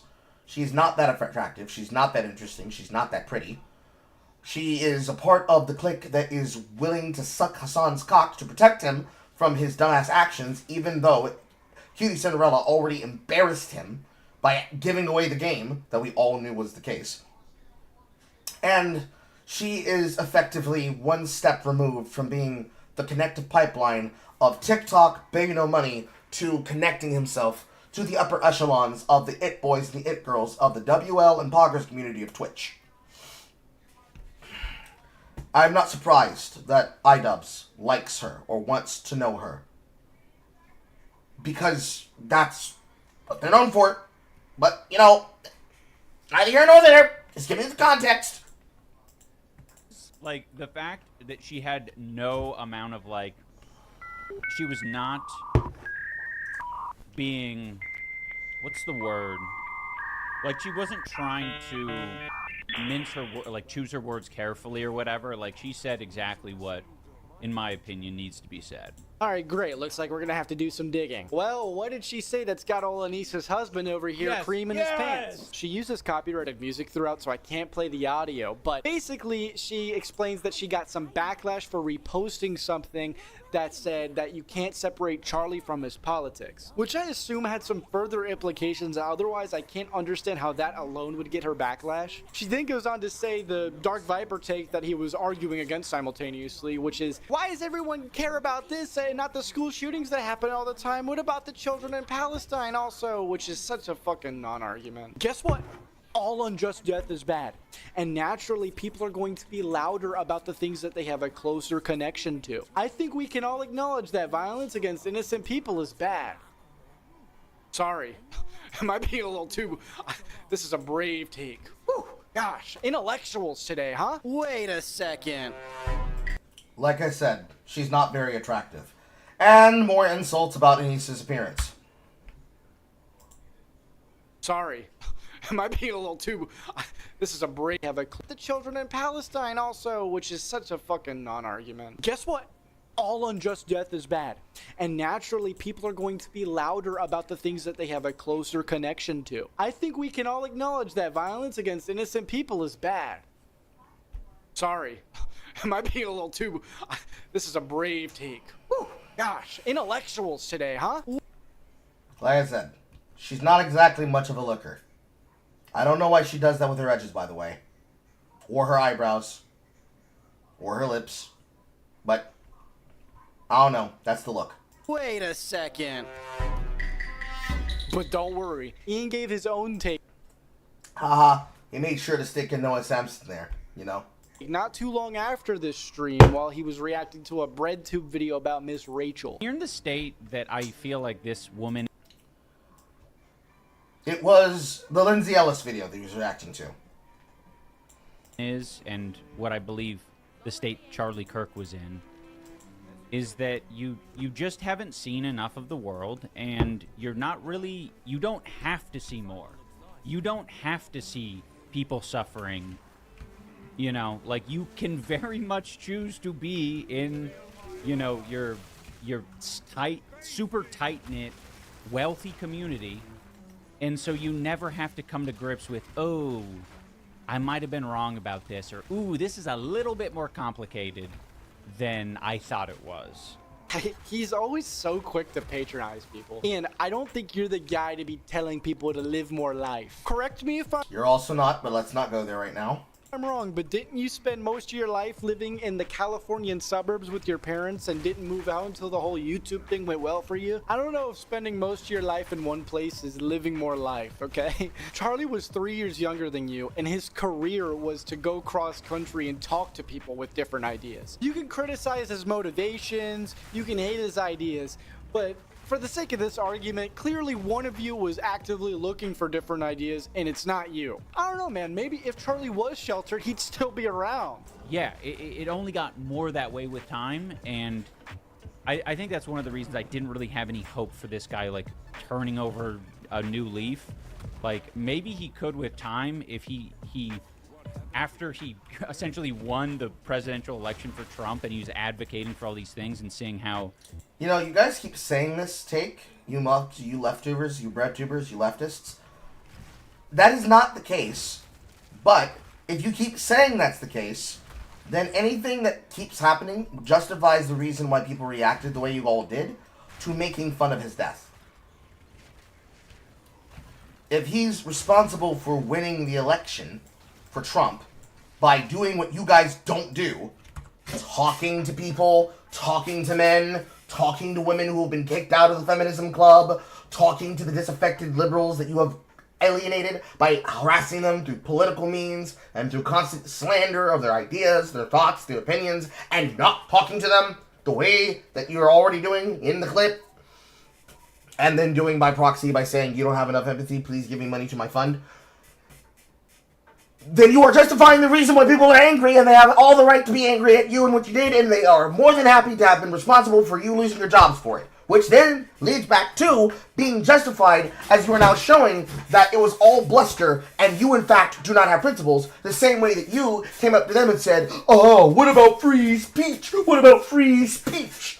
Because it's more about you avoiding the consequences of what you did than it was about you understanding sympathy and empathy. Again, I'm doing that thing where I'm analyzing the situation and actually telling you what happened. and explaining the reasons why. You know, the thing that Cameron should be doing. How shit things are becoming. Maybe he could have had a come to Jesus moment. Yeah, he was getting paid to stay that way. That's true. It's hard because I definitely project a little. He was getting paid to stay that way. So I have to assume that stay that way means he was being paid to be ignorant? He was being paid to be hateful? Question mark? Huh? Nigga, are you serious? Bit in these cases, and I'm like, oh, there was like, he was interested in discovering things. He was just maybe mistaken. It's like, no, he just like, he got fucking worse and worse, and money doesn't make it any fucking better. And it's beyond that, right? He's trying to like preach this shit before he knows how to wipe his own ass. Word on the street, Ian, is that you still have not learned how to wipe your ass. That's word on the street. That's from the streets. I'm really from these streets. To me, this looks like Ian was empathetic towards Charlie, but his chat isn't. So he's actively trying not to be empathetic towards Charlie anymore. He went from, oh, maybe he could have come around to, nah, there was no saving him by reading chat. Ian, didn't you discover empathy at 32 saying, oh, with enough time and enough masturbation, anyone can discover empathy? You realize Charlie was murdered at 31? He wasn't given enough time, man. What are you talking about? You're saying that since Charlie was so politically involved at a young age, there was no saving him. Meanwhile, this is the type of stuff you were saying at age 25. Ian, aren't you that N-word guy? Aren't you the N-word, F-word guy? Remember that episode of South Park, the N-word guy? I don't think you've apologized to Jesse Jackson enough, Ian. I think you still need to kiss his ass. I need a picture of that, and then maybe we can move forward. Before I show you guys the next clip, I'm actually going to show Ethan and Neela's reaction first, just so you guys can see the difference and see a little bit of what empathy actually looks like. That's not how we enact change. And so I wouldn't recommend watching the video, but for me, it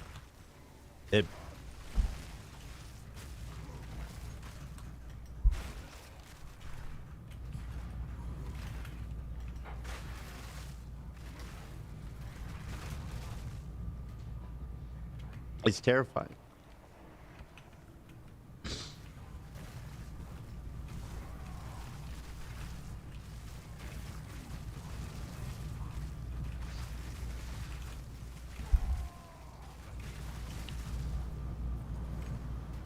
I feel like it's such a terrifying moment for everybody, and to understand this is what we've come to. All right, now back to Ian. Now this pattern continues throughout the stream until he finally says this. Let me say, I'm not fucking crying over it. I fucking refuse to cry over that shit, and you know, I'm not judging anyone who's making jokes and shit, because obviously we don't want that in chat, TOS and all that. But it is a very fucking, like, it is serious shit. Like, when you start to see these Charlie Kirk quotes and what he was talking about, there are so many. There's like a new one every day, and it just gets, because people are going through his content and trying to pick out lies to tell every day. Not that there was so many hateful things that he said, but there was multiple people going out of the way to justify their actions. Which one sounds more likely? it's more disgusting. And to be honest, the outcome is literally like what he describes in all of his debates. So I'm just like, ugh. Yeah. Woo! Justifying the outcome is kind of wild. I also love the sentiment where he's been on this multi-year crusade against the edgy humor that he gained popularity from, but now all of a sudden he just doesn't care anymore. That's fine. But TOS, I just want some consistency, man. Even Hassan had a more human reaction than this. He keeps up that sentiment for the rest of the stream. You know, Christianity is bad. Charlie would have never found empathy, yada yada. But I think y'all get the idea. There are a lot more clips I could show you where Ian goes after Ethan for being upset with Hassan's camp criticizing him. The criticism in question Ethan is upset with, by the way, is the betrayal of his best friends, people calling CPS on his kids and sending him real-life human skulls. You know, just you know, some fucking harassment. Pause. The problem was not just they were skulls. It was meant to be a method of scaring them and his casting crew. They were medical skulls, not what most people thought they were, which was human remains of some kind. But it was the intention of trying to spook him and also continue harassing him into silence, as leftist snarkers were to do at the time, because the entire point was to yuck their yums at his deference and at his loss, because they wanted to make him scared to speak and therefore unwilling to speak on issues involving Hassan Piker, as a shaming tactic and a harassment tactic that was a part of the cyber gang stalking. It is really important that you not fuck this up, and you are fucking it up hard, Cameron.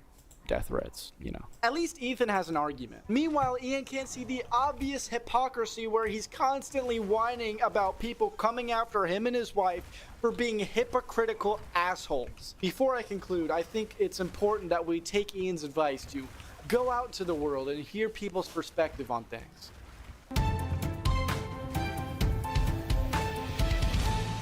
We'll do it live. We'll do it live! Fuck it! We'll do it live! Thank you for joining us this evening. Henry Handjob reporting live in studio for 10 News. Tonight, the raging debate on the epidemic sweeping the nation. Empathy. What does it mean? Will it affect us all? And could we be next? To cover more ground, we sent our own Freddie Fagocini out on the streets to get more information from the people. You know better. Bro, you know better. You know what you did. Lame. Super lame. Gay, lame, and cringe. Ready?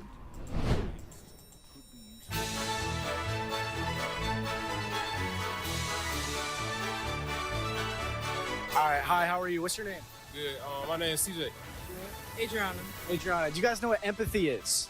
Have like compassion for other people or Yeah, feel like how they feel. See people in their shoes, right? Feeling sensitivity towards another person besides yourself. Now, how old are you guys? I'm 25. 25? 25, okay.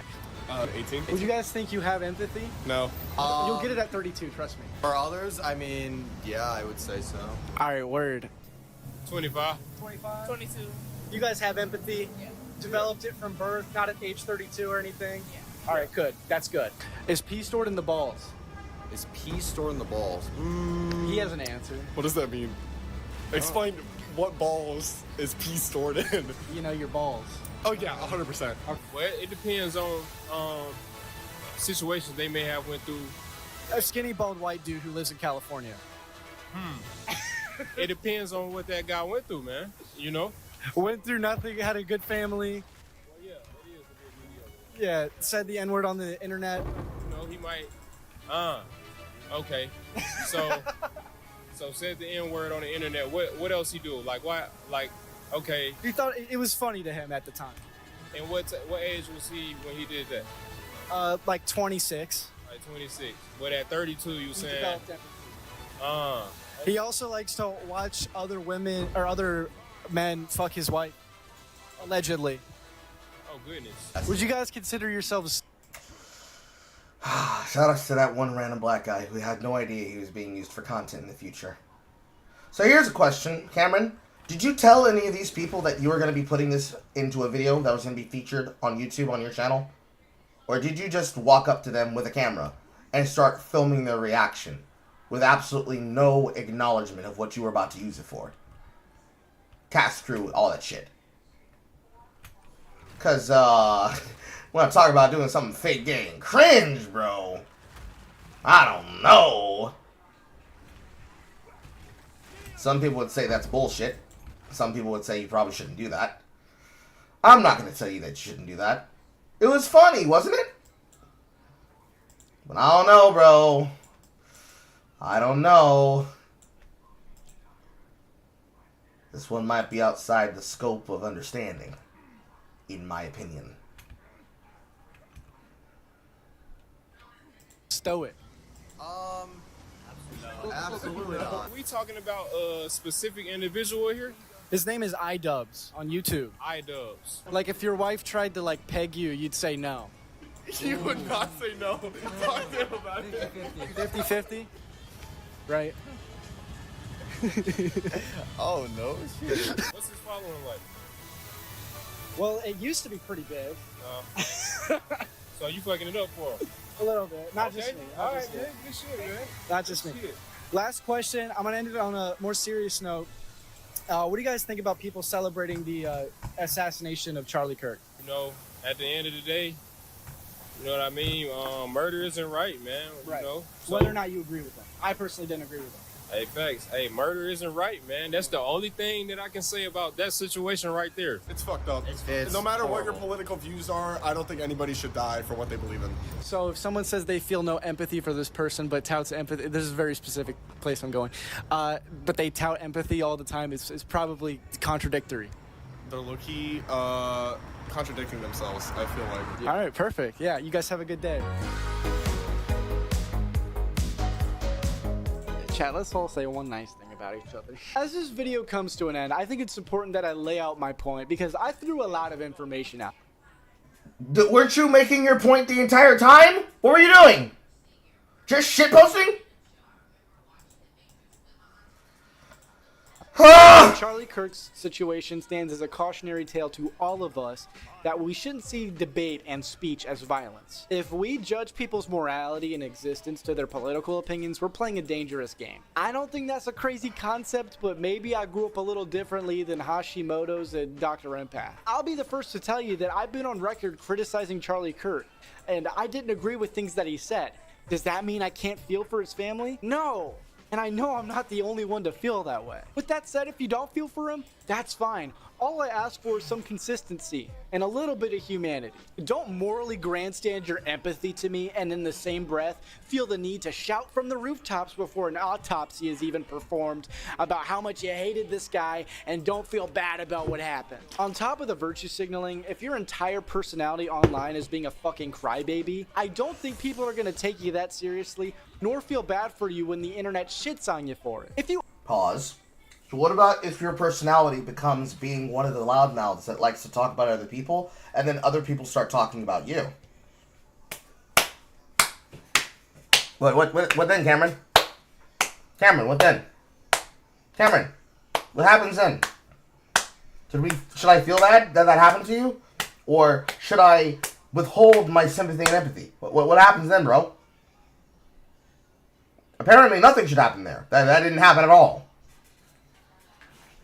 It's weird how this keeps somehow coming around to end up talking about you. Almost like commentary has this weird way of criticizing not just one situation, but the behavior around every situation you could find yourself in.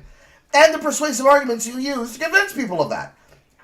It's almost like it doesn't just stay inside containment, bro.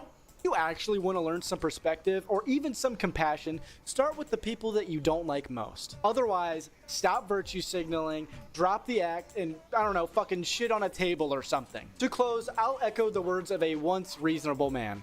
It's either all okay or none of it is. Stick by that and stop making exceptions. We have an early look at Dark Viper AU's response. What? That's right. Oh, we have an early look at Dark Viper's response. Let's see. I've had enough.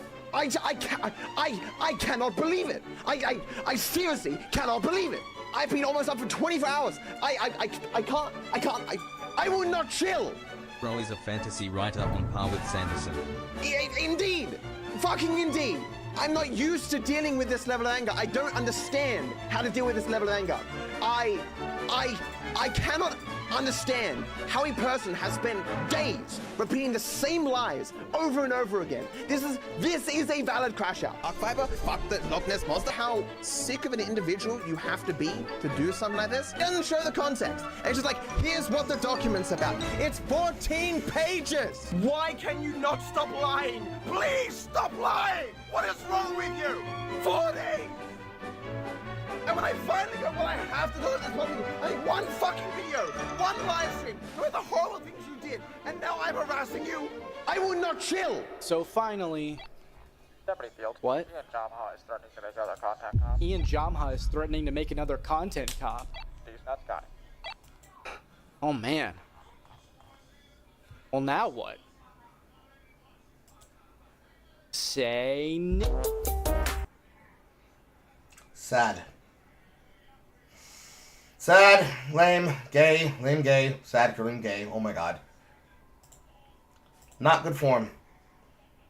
Not good form at all. Jesus fucking Christ. What a waste of fucking time. Oh, I don't think he wants to be in this job very long. I don't think he's gonna like what comes next. Not at all. I don't think he's gonna like what comes next when he starts doing what he's doing. He's getting very close to the edge. Unironically so. He's getting very close to the edge and does not realize the position he's gonna find himself in very soon. Oh well. Not my problem, I guess. I'm just gonna wait and watch it happen. Alright. Was there anything else here before the end of the day? The meme that always happens to Lunar Games is happening to Stellar Blade. Which joke is that? Oh yes, this one. I see. The Bayonetta superposition is happening. I see. Thank you, Master Wolf. So, this one was something that happened earlier. Unfortunately, I'm going to be exposing you all to another Spartacus account that's being operated by Dave Paul Riviera that's going to pretend that it is not the people that it is. So, I apologize for this sin, but it's important for the context of the last thing we have.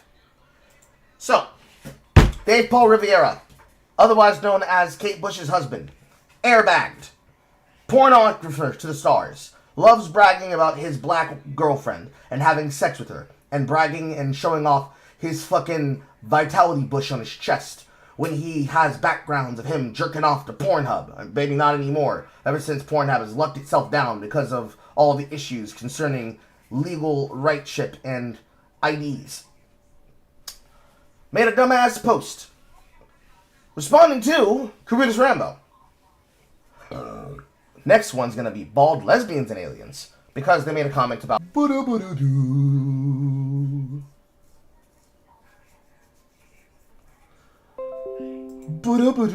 press F, boys. He was making a comment about the lesbian games. Look, The Last of Us Part 2. Basically lesbians and zombies. Lesbians and robots in the case of Horizon Zero Dawn and Forbidden West. Look, lesbians and... Actually, she can't read that. I have to assume that has to be something to do with Far Cry. And then, lesbians and samurais. In the case of the storyline involved inside of Assassin's Creed, or excuse me, not Assassin's Creed Shadows. Wrong one, Carl. Ghost of Yotei. Only to do the Watusi shuffle behind themselves, which is, I can't believe I have to post this. Atsu isn't a lesbian, neither are the Uncharted characters Chloe and Nadine. The OP was posting straight up misinformation, and I was mocking it. The funniest thing about this post is that people took it at face value even all the way up to Toxic Yuri boss fight. None of them are reading the posts I'm making fun of. The simple fact of the matter is that nobody cares. First off, we all know that you're lying. This was already a post that I made earlier myself, referring to this. As I now go get it.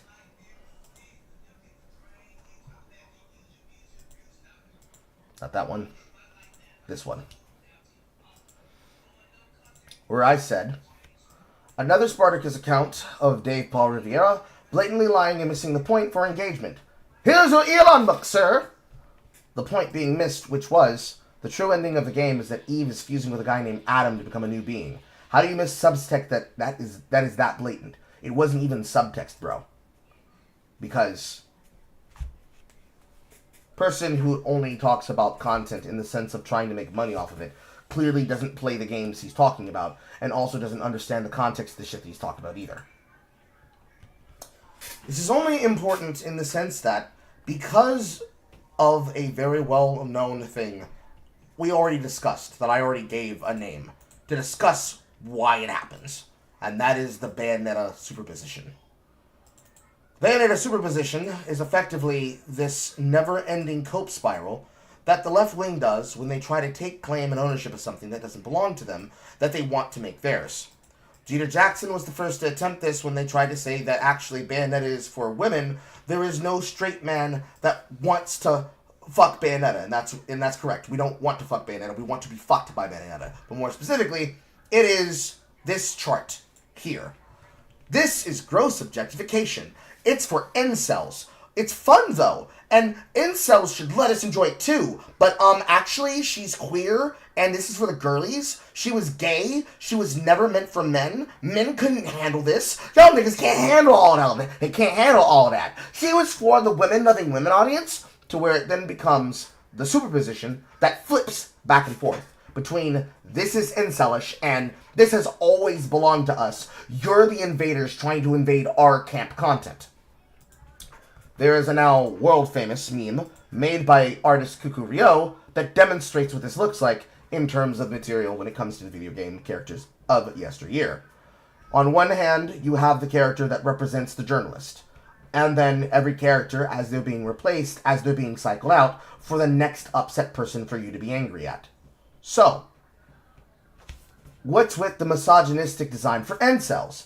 What's with this misogynistic design for incels? Can't you be an empowered feminist icon like Lara Croft? Can't you be an empowered feminist icon like Bayonetta? Can't you be an empowered feminist icon like 2B?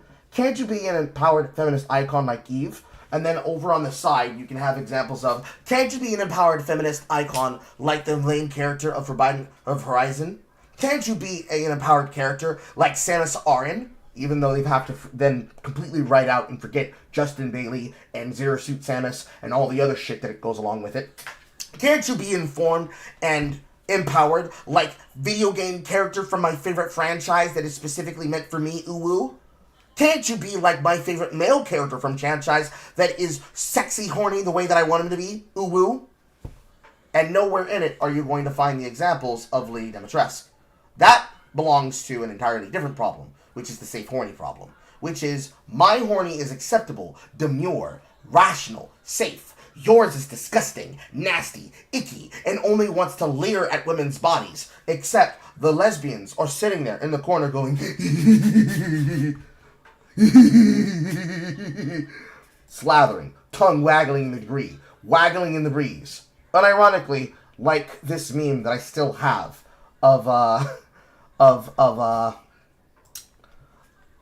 from the art for Marvel Rivals of this meme.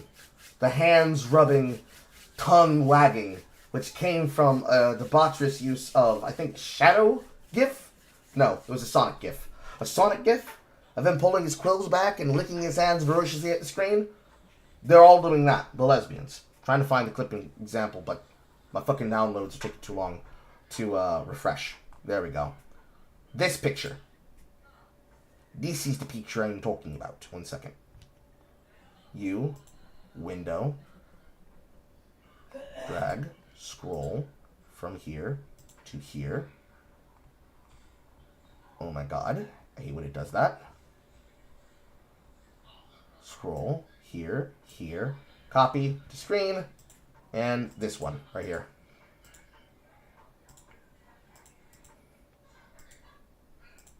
This image in question. They're all standing there in the background, rubbing their hands ferociously saying, yeah, I can't wait to dive right in. Because they too, themselves, are also gooners who love to dig into the idea of having rampant misogynistic levels of hypersexuality, specifically focused on the sapphic lesbian experience, while completely ignoring the fact that the female gooners are just as bad as them, if not participatingly worse. On one side, you got the black gooners and the stays and shut-ins that don't go on Book Talk, who are sitting there going, oh yeah, love in deep space, oh yeah, oh yeah! And then on the other side, you've got the lesbians doing the exact same thing with their content in the middle, whether it be gaming content or not. And then on the furthest edge, you got Book Cock in the corner that smells like stale nut in a room. All of them fall to the Bayonetta superposition. It's okay when we do it, and it's bad when you do it, until the optics changed, and then it was always this way. It was never like this when they were the first ones that set the ground that made that the case and made that the problem. Because they were unwilling to just let people be horny. Just let niggas be horny. Let them have them hear them outs. Don't criticize them. Don't try to stop them from gooning. Just let it happen. Let's let the goon sauce flow. But no, it was not enough. They couldn't leave it alone. They had to keep fucking with it. And they are attempting to now shift forward and pick the next person that's going to become the example of unsafe, safe horny. Same as it ever was. Anyways. The time is 8:27. Assuming that you all do not want to see an interest in me just sitting here planning out this build, I'm going to cut the stream off for now. Because I also want to be able to eat at some point. Might come back. I'll probably be playing Helldivers or this while I slowly count down the clock and then wait until I can start my next module. Anywho, thank you, chat. I am Carl. How now, brown cow? I will be reading you all in the funny papers, and I will be seeing you all in therapy. Goodbye. Spay and neuter your pets, and remember to don't feed your Carls past midnight.